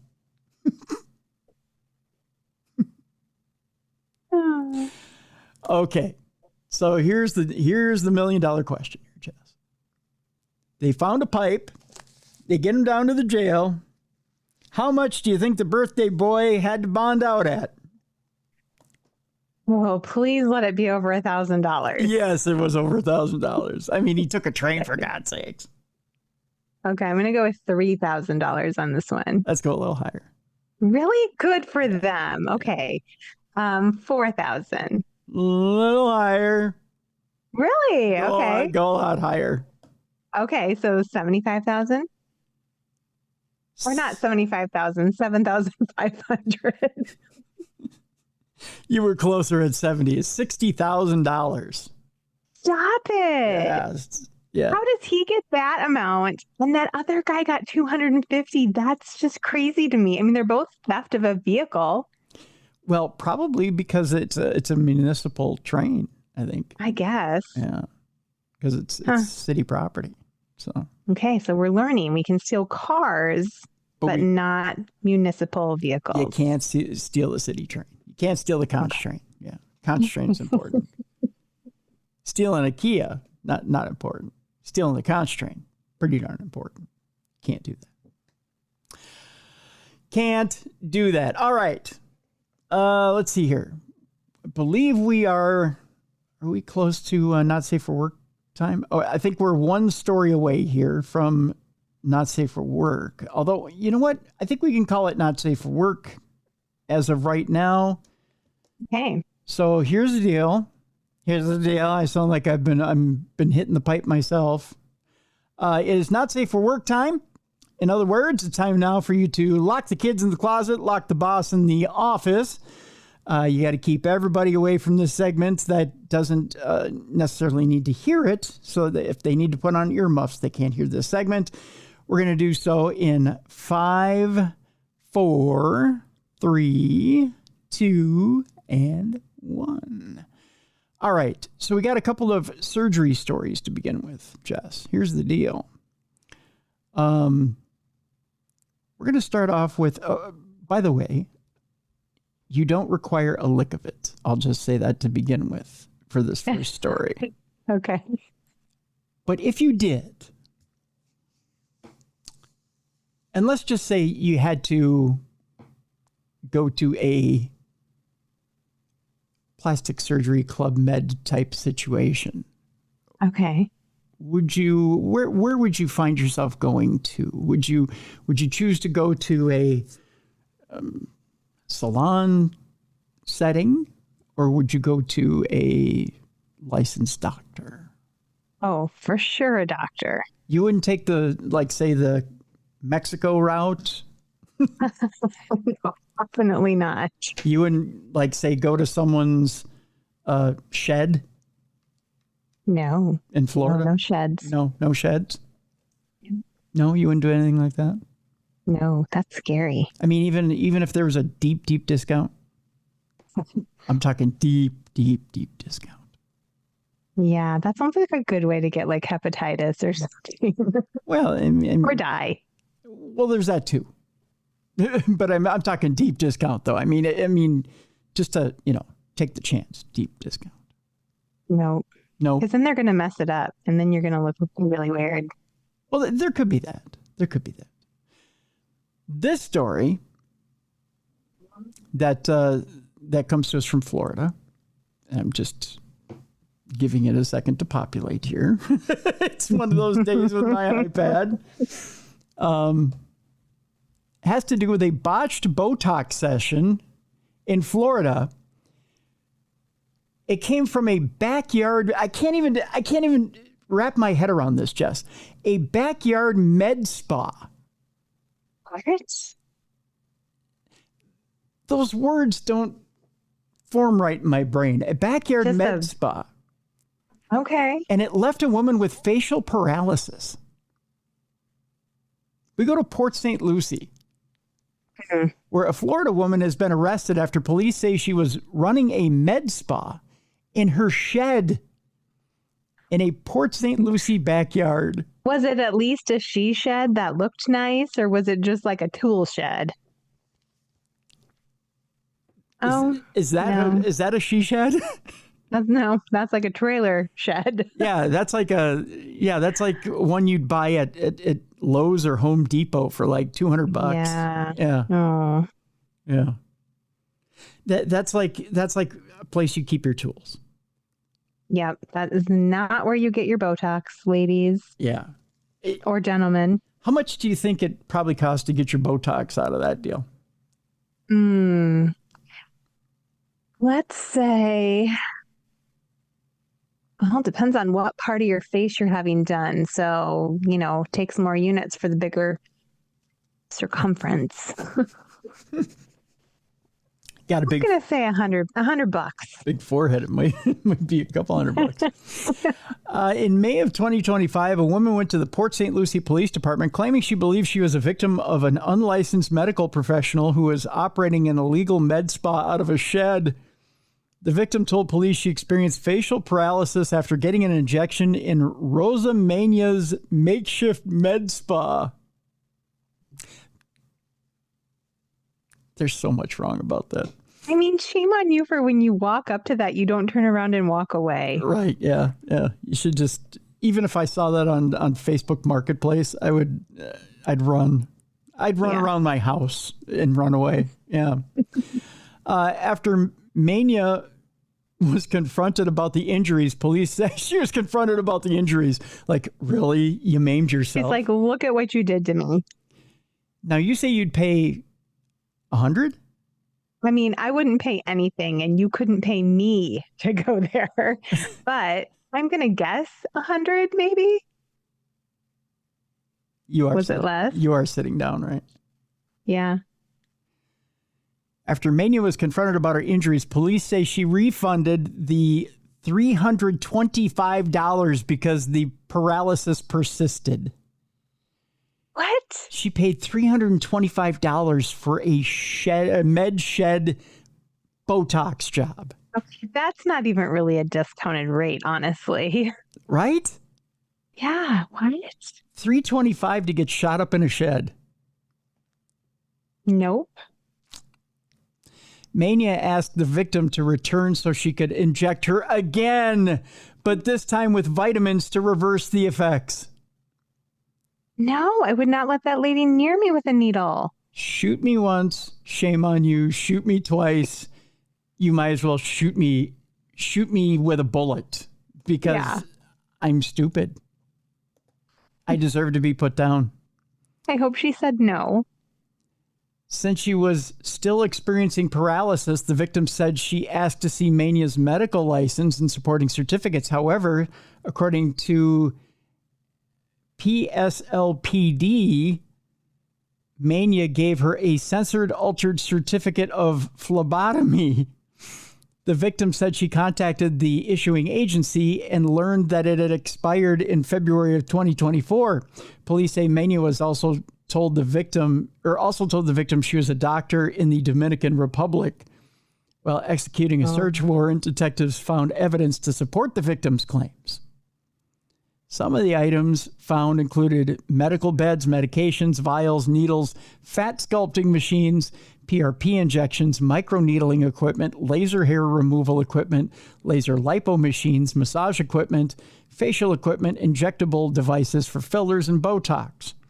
Mania was charged with 3 counts of aggravated battery causing bodily harm, 1 count of fraud, swindle, obtain property under $20,000, 1 count of fraud, swindle, obtain property $300 or more, and 1 count of using a two-way communication device to facilitate a felony. Yikes. She's literally doing it all in that little shed. Yeah. PSLPD also said, we want to remind the public to research the facility and individual prior to performing procedures. Additionally, in order to perform injectable procedures like Botox, it needs to be performed by a licensed professional. Your safety is our priority. And also, if it's a shed, don't go inside. Yeah. Also, if it's in a shed, don't do it. Just don't do it. Don't go in the shed. Solid advice for medical procedures or tattoos. Don't do them in a shed in someone's backyard. Right. Yeah. Don't do that. A stab victim's secret stash was stumbled upon during surgery. We're staying in Florida. Oh, my. Where a Florida man who cops believe was stabbed in a drug dispute was in surgery when a nurse discovered a glass crack pipe, a lighter, and tinfoil containing cocaine in his rectum. Rectum damn near killed him. Ouch. Yeah. Well, you got to keep it somewhere. It's not meant to have hard things in there. Well, sometimes you got to use the old prison purse. You know what I mean? I mean, I understand more like a little bag of drugs, but like glass and metal? Yeah. No. Yeah. The surprising find occurred earlier this month at St. Petersburg Bayfront Hospital, where 43-year-old Michael O'Neill had been transported for a knife wound. While in surgery, an RN located the stashed items. It's a little more than locating. Can you imagine? This, by the way, this is the look on your face when they find all that shit in your rectum. That's the look right there. Oh, look at him. He looks a little sour, doesn't he? He looks like he has something stuck up his ass for real. He does. He's like, After being hospitalized for his injuries, O'Neill was booked into jail Friday night this is a couple Friday nights ago, for cocaine possession, a felony, and possession of drug paraphernalia, a misdemeanor. O'Neill was released from custody after posting $5,500 bond. And a sore ass. He also pleaded not guilty to the charges. By the way, gave him one of those donut pillows to sit on. Yes. And a year's supply of Charmin. Extra soft. Very nice. Yeah. By the way, over the last few years, O'Neill has been convicted of DUI and numerous drug-related counts, including possession of cocaine, methamphetamine, fentanyl, and narcotics paraphernalia. O'Neill pleaded guilty last year to drug possession after a jail strip search turned up 2 baggies containing fentanyl and crack rocks hidden in his buttocks area. In other words, Jess, not his first rodeo. What's his favorite pocket? It is. I bet you he stores lots of stuff there. Sometimes I go for a jog with the dogs and I don't have a pocket. Maybe I can use my rectum. There you go. See? Stick my phone up there so I can listen to my music. Hands free. Hey, you know what? Sometimes the bass is kind of soothing. You know? Just saying. I'll be like, ooh. Maybe listen to a little bit of trance music, just a little bit of deep house music, some deep bass. Like it's clubbing in my butt. I think That came out wrong. I think that's the name of a song, Clubbing in My Butt. Definitely a t-shirt. That's right. That's a new t-shirt, Clubbing in My Butt. That's a new single. It's the name of my new single, Clubbing in My Butt. I'll have to ask Alan Warren about that. Clubbing in my butt. I'm sure he'll get a kick out of that one. All right. Our next story.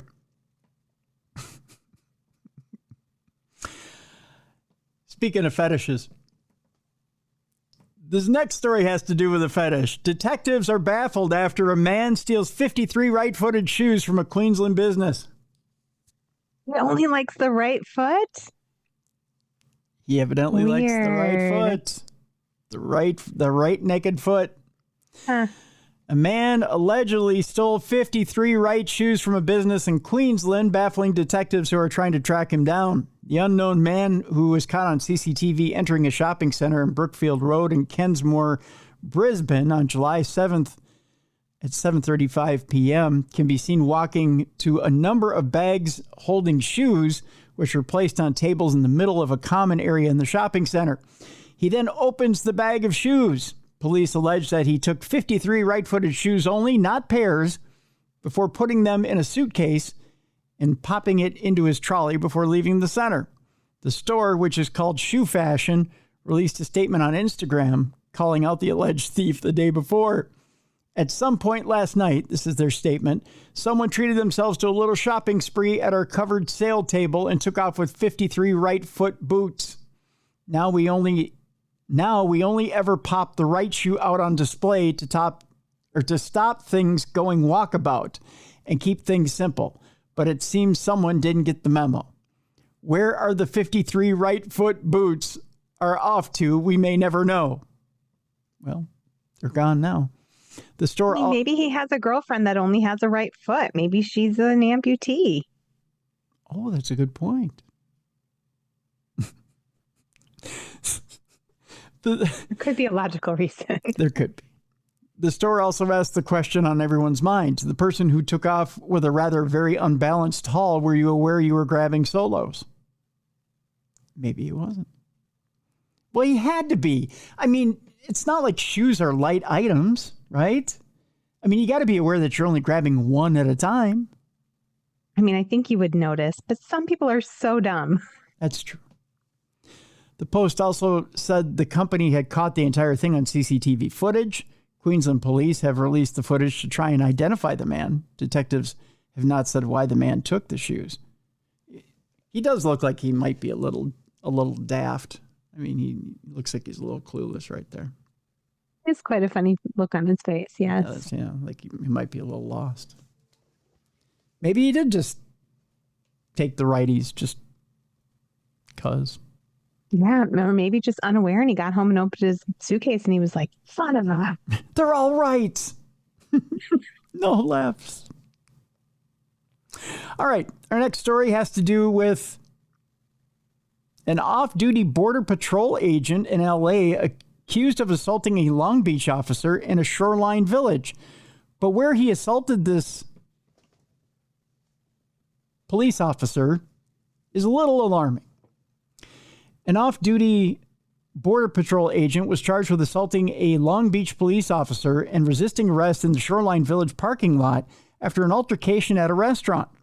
An armed off-duty Border Patrol agent was charged with assaulting a Long Beach police officer in a parking lot after an altercation at a Shoreline Village restaurant, according to the LA County District Attorney's Office.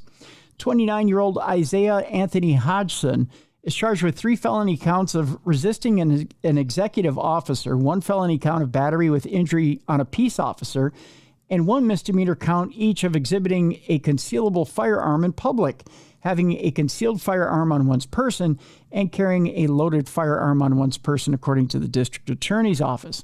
Hodgson pleaded not guilty and was released Wednesday on his own recognizance. He was ordered to not possess any firearms and not leave California to attend at least 3 alcohol counseling meetings a week as conditions of his release. Jail records indicate he was released on Wednesday. The allegations stem from a call to police on Monday about a person with a gun at a Long Beach restaurant. Hodgson, armed with his department-issued handgun, entered the Shoreline Village business's women's restroom. That's right, Isaiah Hodgson went into the women's restroom and approached a woman who saw his handgun and firearm magazine and notified the restaurant's manager. A security guard approached Hodgson outside the restaurant and saw him holding a firearm magazine with a firearm on his waistband. The guard informed Hodgson that firearms aren't permitted on the property and asked him repeatedly to leave. Long Beach officers confronted Hodgson in a parking lot. Prosecutors said he became agitated and physical with the officers, injuring one of them. So he got physical and injured an officer. Nice. Keep in mind, he's Border Patrol. Right. Right? Details about the officer's injuries were not immediately available. The conduct exhibited by Mr. Hodgson, a Border Patrol agent who has the duty to uphold the law and protect its citizens, is unacceptable and deeply troubling, said DA Nathan Hochman. No one's above the law, regardless of their position or badge. Law enforcement officers have a responsibility to always conduct themselves with integrity and professionalism. Our office will pursue prosecution accordingly to ensure that justice is served. Now, Hodgson is due back in court this week. He faces a potential 7-year state prison sentence if convicted as charged, according to the DA's office. NBC LA reached out to the U.S. Border Patrol last Friday for comment. In an email to the LA Times, a Department of Homeland Security spokeswoman said the matter is under investigation. It was not immediately clear whether Hodgson was assigned to the ongoing immigration enforcement operations in the LA area. But still, to walk into the women's restroom with a gun. Easy. No apparent. That'd be so scary, too. Yeah. All right, we have more wacky plane news. Naked plane news for you, Jess. Wonderful. I don't know what this trend is, but it's continuing. A plane to San Diego is diverted after an unruly passenger removed his clothing mid-flight. The video shows 4 law enforcement officers boarding the plane and escorting the man off while his hands are restrained with yellow plastic ties. By the way, you will be zip-tied or duct-taped if you decide you want to get naked mid-flight. So you can't even cover your bits. That's right. That's right. A Delta Airlines flight. Oh, great. It's on Delta now. I love Delta. Oh, no. Delta's my favorite. I know. A Delta Airlines flight from Atlanta to San Diego was diverted to Texas on Saturday after an unruly passenger began removing clothing and assaulted a flight attendant and had to be restrained, according to witnesses. Dallas-Fort Worth Airport Police said the man, identified as Corbin Sanders, was intoxicated, assaulted a flight attendant, and caused a disturbance on Delta Flight 731. Rodalyn Kupferdsmith was returning home to San Diego on Delta Flight 731 when a passenger started screaming and taking off his shirt.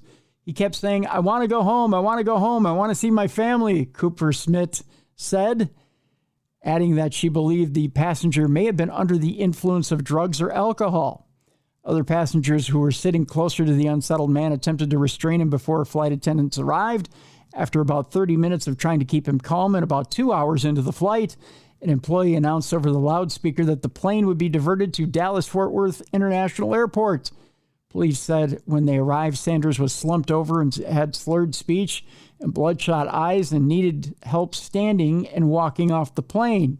Video shows 4 law enforcement officers boarding the plane and escorting the man off while his hands are restrained with yellow plastic ties. Kupferdsmith said the man did not appear to be resisting arrest and left the plane without incident. Police said the North Carolina resident was charged with public intoxication. Boy, does he have a long way home, North Carolina from Texas. No kidding. And that had to have been more than just alcohol, right? Yeah, he was dropping something else at the time. About an hour and a half on the ground, the plane departed DFW for San Diego. A spokesperson for the airline said in a written statement, by the way, all those people who had to wait for that hour and a half were probably pissed off too. Yeah. A spokesperson for the airline said in a written statement, Delta, of course, has zero tolerance for unruly behavior, as safety for our customers and crew always comes first. We thank our customers for their patience. We apologize for the delay in their travels.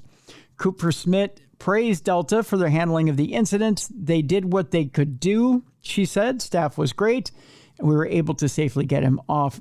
Not get him off, but, get him off. and no one was harmed. They don't offer that service, by God, because if they did, everyone would be getting naked on Delta. A spokesperson for the FAA said the agency investigates incidents reported by the airline and has a zero tolerance policy towards unruly passengers. So there you go. All right, moving on. Speaking of getting naked, a man in Japan admits, quote, "I should not have gotten naked," as he got naked and arrested at a shrine in Japan. Probably not the thing to do. They don't like that in Japan. No. Some 2020 hindsight about wearing zero clothing while in Japan. When caught acting inappropriately, it's important to show remorse. Obviously, you can't turn back the clock and undo what's done, but expressing that you now understand your behavior was inexcusable is a necessary step towards rehabilitation, it says here, since it carries the implication that you'll try to avoid repeating the same mistakes in the future. And so it perhaps provides some measure of reassurance to know that the completely nude man who was arrested by Japanese police at a Shinto shrine on Wednesday now realizes that he could have made better choices. Live and learn, Tim. Live and learn.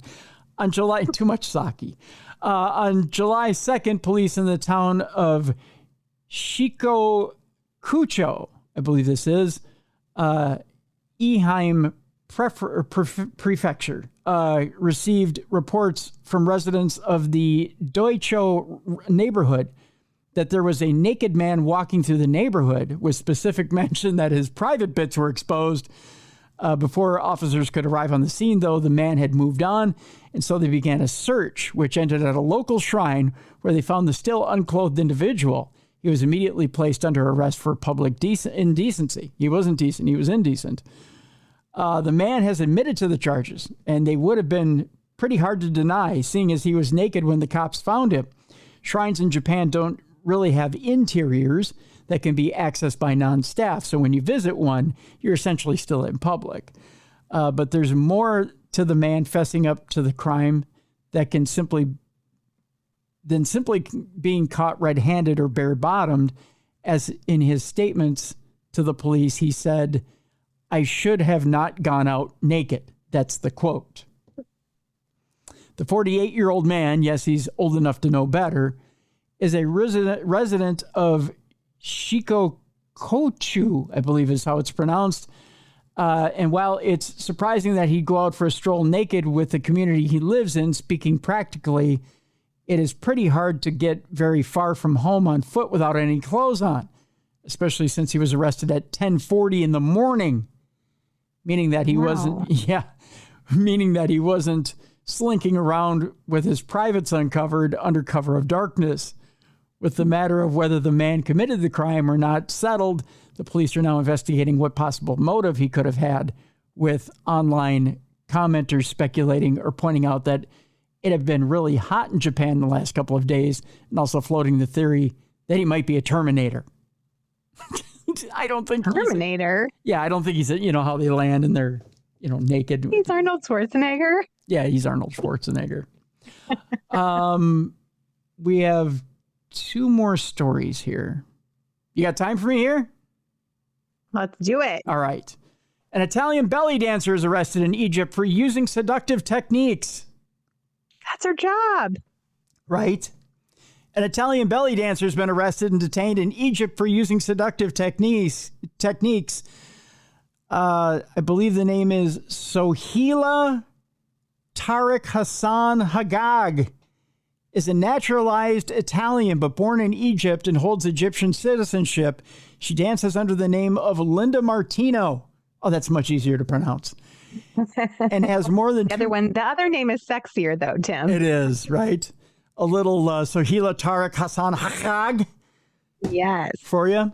Or Linda. Right. Linda Martino. She has more than 2 million followers on social media. Egyptian authorities arrested her at Cairo airport on June 22nd, accusing her of corrupting public morals with her provocative dancing. Oh my gosh, I just saw a picture of her. Linda. Is she a hottie? I'll show you here in a second. The investigation was triggered by videos of her Instagram account, which she writhes around in revealing clothing and describes herself as more than you can handle. Well, Linda. I'll show you a picture of Linda, and you tell me, is she more than you I mean, can she's handle? obviously a hottie, or they would have just been like, put it away, lady. That's right. Is Linda more than you can handle? Ooh. Yeah. Yes, she is a hottie. See? She got the curves. Yeah, she does. Looking like an hourglass. Actually, I'm trying to shrink the picture down so you can see Oliver, but let me see here. Can you see Oliver there? Oh, yeah. Yeah, she got the little hourglass figure. Yeah, she'd be a sexy belly dancer. Yeah. Bet you she can move them hips. You know what I mean? Investigators say Ms. Hagag appeared in indecent clothing, deliberately exposing sensitive areas of the body, blatant violation of social values. She was reported to be in possession of substantial sums of money at the time of her arrest, which means she's good at what she does. That's right. She's getting the tip. That's right. Well, thank you for saying tips. Only the tips. Only the tips. Which authorities described as the proceeds of activities liable to instigate depravity. The Cairo prosecutor accused her of having used seductive techniques and provocative dances to incite vice.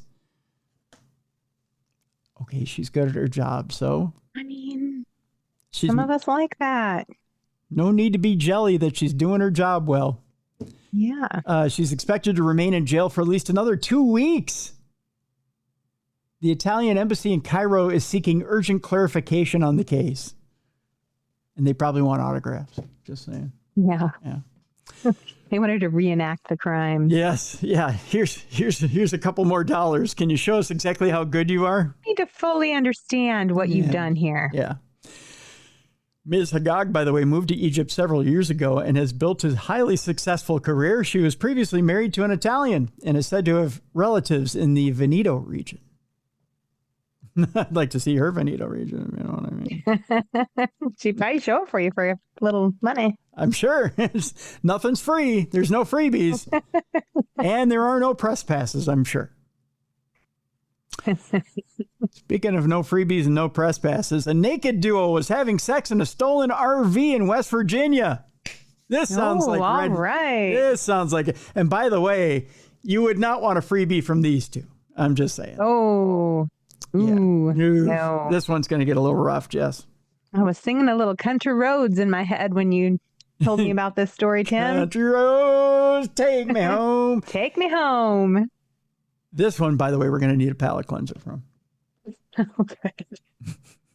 The couple's moving vehicle was pulled over in West Virginia. We're going to West Virginia, where a couple was naked and having sex in a stolen RV when a cop pulled over the moving vehicle after spotting the driver being straddled by his intoxicated female passenger. You just imagine you got the whole radar gun out Sunday morning. Here comes Cletus and Cletai driving by. She's straddled over the top of them going, yee-hoo! That's some distracted driving for sure. Yeah, it is. During the traffic stop, it was on a Wednesday afternoon in Bluefield, which is an Appalachian mountain city. A patrolman approached the RV and found 35-year-old Shannon Bryant now sitting behind the wheel. If she's sitting behind the wheel, what's he doing? Oh. Maybe she's the one getting serviced. Could be. Hey, there you go. That says something. Doesn't happen all the time. It's usually the other way around. That says something for women's lib. That's right. Get it, girl. A passerby yelled out that the occupants had switched seats before I made contact with them. Somebody was watching and calling color commentary. Oh my gosh. Stated Officer R.L. Ham, who added that Matthew McDonald, who's 48, was in the passenger seat. I inquired about their actions while the vehicle was in motion, Ham reported, to which Ms. Bryant candidly responded, "We were fucking." Well, you don't say. Classy. Not, officer, we were making love. Or, officer, we were in copulation. Yes. We's fucking. That's pretty much what came out there. Bryant, who appeared to be highly intoxicated, no doubt, and McConnell, or McDonald rather, or McConnell, Either way, were ordered out of the RV after being read his rights. McDonald reportedly admitted he and Bryant were naked and attempting to engage in sexual activity while driving. And that they... And drunk driving and having sex all at the same time. Hey, they're coordinated. I mean, seems like a bad combo. And that they switched seats upon spotting the squad car. So there's acrobatics involved, too. Huh. You ever did that in your youth or middle age? I'm afraid not. No. I'm much too boring for this. Okay. A subsequent search of the vehicle turned up drug paraphernalia, bingo, and a bag containing a white powdery substance. It did not appear in anyone's anus. So we didn't hit the trifecta. I'm sorry. Investigators recovered painkillers and a broken glass pipe in the area where Bryant told police that McDonald had thrown drugs from the vehicle during a traffic stop, so they tried to get rid of that. A vehicle check revealed that the RV had been reported stolen from Princeton, a nearby city, so we got that going for us. Bryant and McDonald were arrested for indecent exposure, drug possession, DUI, and possession of a stolen vehicle. Both defendants who have pleaded not guilty have extensive criminal records and have not been able to post bond. So I'm shocked they have criminal records, Tim. these two are clothed and safely locked away, Jess. I like the orange jumpsuit suits. They look nice. Better than the naked. Yes. Yeah, I prefer to see them both clothed as well and prefer to remember them that way. And with that, we need a palate cleanser. Although this isn't going to stray too far away from that previous story. This past weekend in New Orleans, there was a convergence of a different type. And if I could tell you that this past weekend in New Orleans, Jess, anybody could have gotten laid, I'm not exaggerating. Really? This past weekend in New Orleans, Jess, you had swingers, you had a blind convention, and you had GalaxyCon going on. So Chic, Geek, and the Blind all could have gotten together and gotten it on. Oh, sounds like a great weekend. And it was hot. I mean, not all three of them being together. I mean, it was just hot in New Orleans. So essentially, here's what was going on. All at one time, Jess, you had this unusual convergence of three groups. You had the annual swinger convention to the Gospel Baptist Church International Conference, which was there. Wow. That's a combo. That is. You had the annual Naughty Nolans Swingers Convention, the National Federation of the Blind Convention, and GalaxyCon, which brought thousands of visitors to the Crescent City this weekend. I have this vision in my mind of them all converging on the main drag all at the same time. At 7 p.m. I can see it. Can you see it? I can see it. Can you see them all in the same ballroom? The blind feeling around, the swingers with, opening up shirts and the GalaxyCon kids all trying to cop a feel. Yep. It's horrible. But at 7 p.m. on Friday, convention goers were in the French Quarter for what organizers called the world's biggest and only sexual freedom parade. Oh, wow. That was going on. Rumors circulated online that the Crescent City Connection Bridge was honoring the group with upside-down pineapple lights, which was a widely recognized symbol in the swinger community.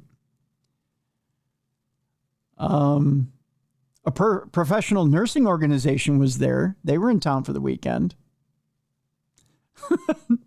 I'm not casting aspersions, but they were also in town. Also, they had the New Orleans running of the bulls this weekend, which is also Spain's famous tradition. So there were crowds of people that were running from bulls, which were horn-wearing roller derby girls equipped with bats. All of this is happening in one weekend? All that happened in one weekend. I'm telling you. this whole city was charged this past weekend. It was one big horned up deal. And then you got the GalaxyCon kids who basically explode when they touch themselves. So, I mean, what a weekend, huh? Everything's sticky. Yeah. I mean, it was just, it was one big felony waiting to happen. And then the second part of our palate cleanser today was the ultimate in frustration. If you think that wasn't frustration there, GalaxyCon kids showing up in the middle of Sinner's Row, so to speak, here's the ultimate in frustration, part 2. And you might have seen this on the news this weekend. Have you ever seen the dying man's wish deal where, a man dies and says, my final wish is to take my massive fortune, put it up in a helicopter and drop it on everyone?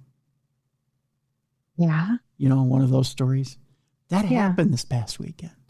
No way. Except for this dead man's life savings that he chose to drop on. And here's the picture, Jess, right here. Here it is. Look at that. What? Yeah. This dead man said, take my life savings, put it up in a helicopter, drop it from a helicopter, let the people pick it up, let them have it. He did this in, I'm trying to remember, is this in Detroit? I thought it was Detroit, but yes, it was Detroit. He said, take my life savings, drop it on the people in Detroit, let them pick up my life savings, let them have it. Let the people have my life savings. Daryl Plant Thomas was a beloved car wash owner from East Detroit. The only problem with this, Jess, it wasn't millions of dollars. His life savings was $5,000. It was like all $1 bills. Yes. Hey, if I found a couple dollar bills flying out of the sky, I'd still be excited. I'm easily pleased. So if it's enough to buy, I don't know, something off the dollar menu at McDonald's, I guess. What was that? What was that cola that's on the bottom rack at the gas station from last week? The Faygo. Yeah, you get yourself I'm going to go Faygo. get one of those. Have you got yourself a Faygo yet? No, I totally meant to get one when we were road tripping too and send a picture of me with it to you, and I forgot. You didn't? Oh. Darn it. I may order you one and send it to you. Do it. Yeah, I'm going to order you. DoorDash it to me. I'm going to DoorDash you a Faygo. That's what I'm going to do. I'll DoorDash you a Faygo. So Daryl Plant Thomas, a beloved car wash owner from East Detroit, made a lasting impact, it says here, on his community. I doubt it. Aww. Probably for all of 2 minutes, by having his life savings dropped from a helicopter at his funeral on Friday. Thomas, who passed away from Alzheimer's at 58, he was only 58 years old. Oh, that stinks. Yeah. Had always been known for his generosity. His sons honored his final wish by orchestrating. It probably cost more to get this helicopter up in the air than it did to drop for $5,000. I guarantee you, yes. Right? It totally did. By orchestrating the dramatic event over, is it Gratiot or Graciot Avenue and Connor Street, where Thomas's business, Airport Express Lube and Service, was located. The helicopter showered mourners and bystanders with $5,000 in cash and rose petals, stopping traffic as people rushed to collect the falling bills. $5,000. That's it in cash. Just despite the potential for chaos. I don't know about chaos over $5,000 in bills. The crowd remained calm and respectful, probably because they realized it was ones. Right? Longtime employee Lisa Knife told the Daily Mail there was no fighting, none of that. It was really beautiful. Probably because they went, oh, look at all the George Washington. Yeah, I'm not going to fist you for a $1 bill, but I might for a $100. Right? You're going down for $100, but for the $1, it's just you can go ahead and bend over and pick that up. It's not worth the pain. While the Detroit police were aware of the rose petal drop, they were surprised by the money. The Federal Aviation Administration has launched an investigation into the incident, but no criminal charges are expected. Oh, I hope not. That'd be so sad. Oh my God, for real. And that's how we're going to end today's program. I love it. Money. $5,000 out of a helicopter. It probably cost them $10,000 to get the helicopter up off the ground. Oh, for sure. And the rose petals were probably expensive, but that's a beautiful tribute to their dad. Yeah, that's for sure. All right. Your clue. Oh, by the way, Supernatural News tomorrow with Mally Fox. Your clue for Thursday. An old friend is stopping by, and we're going to talk about. Remember, we talked about a trip earlier today. Trip to Perry, gay old Perry. We're going to talk about another destination that is on the docket for Halloween this Halloween.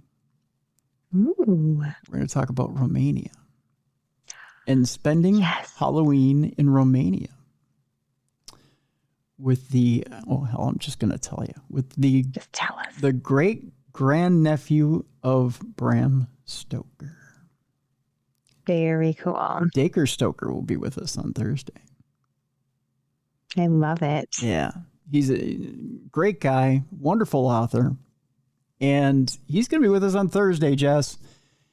And we're going to talk about how you can spend Halloween in Romania with Dacre Stoker. He's excited. We're excited. And we're going to talk about the trip in depth with him. We're going to talk about what it's like and what it's going to be like for him to spend Halloween with you in Dracula's castle. Sounds so cool. Yeah. And how you can get the opportunity to do so. And it's a once in a lifetime deal. So we're going to get the inside scoop. We're going to tell you a little bit about it. We're going to tell you how you can do it, how you can break it over payments, and how you can do and get in on it right now. As a matter of fact, get the jump on it. You can get the jump on it right now. Get in line in front of everybody else. Go to darknessradioshow.com to the events page. You'll see the post for it there on the events page. You can break it up over 10 payments. You can use the code word darkness to get a discount on it. But I highly encourage you, get in on this right now. But we'll talk with Dacre on Thursday about Halloween at Dracula's castle in Romania. Man, big stuff coming down the pike. Doesn't get much cooler than that, Tim. Telling you, some good stuff coming up, Jess. So, good stuff coming up. So we've got a lot of good stuff coming up. So I'm working on some really good shows here coming up in the next few weeks. So. Yay. Yeah. So good stuff. So that's what's going on there. You have books, of course, that are available for people, but autographed books as well, right? Yes, of course. You can find my books on my website or on Amazon, Barnes & Noble, any place you get books. If you want one signed, you can shoot me a message and I can facilitate that for you. There you go. Alan Warren, our guest today, his book, Pen and Blood, Conversations with Killers, is available right now. We have a link in the description of the program, so you can get that as well. Folks, that'll do it for today. We're signing off. For Jessica Freeberg, I'm Tim Dennis. Thank you so much for listening and watching the best in true crime podcasting. You've been watching and listening to True Crime Tuesday.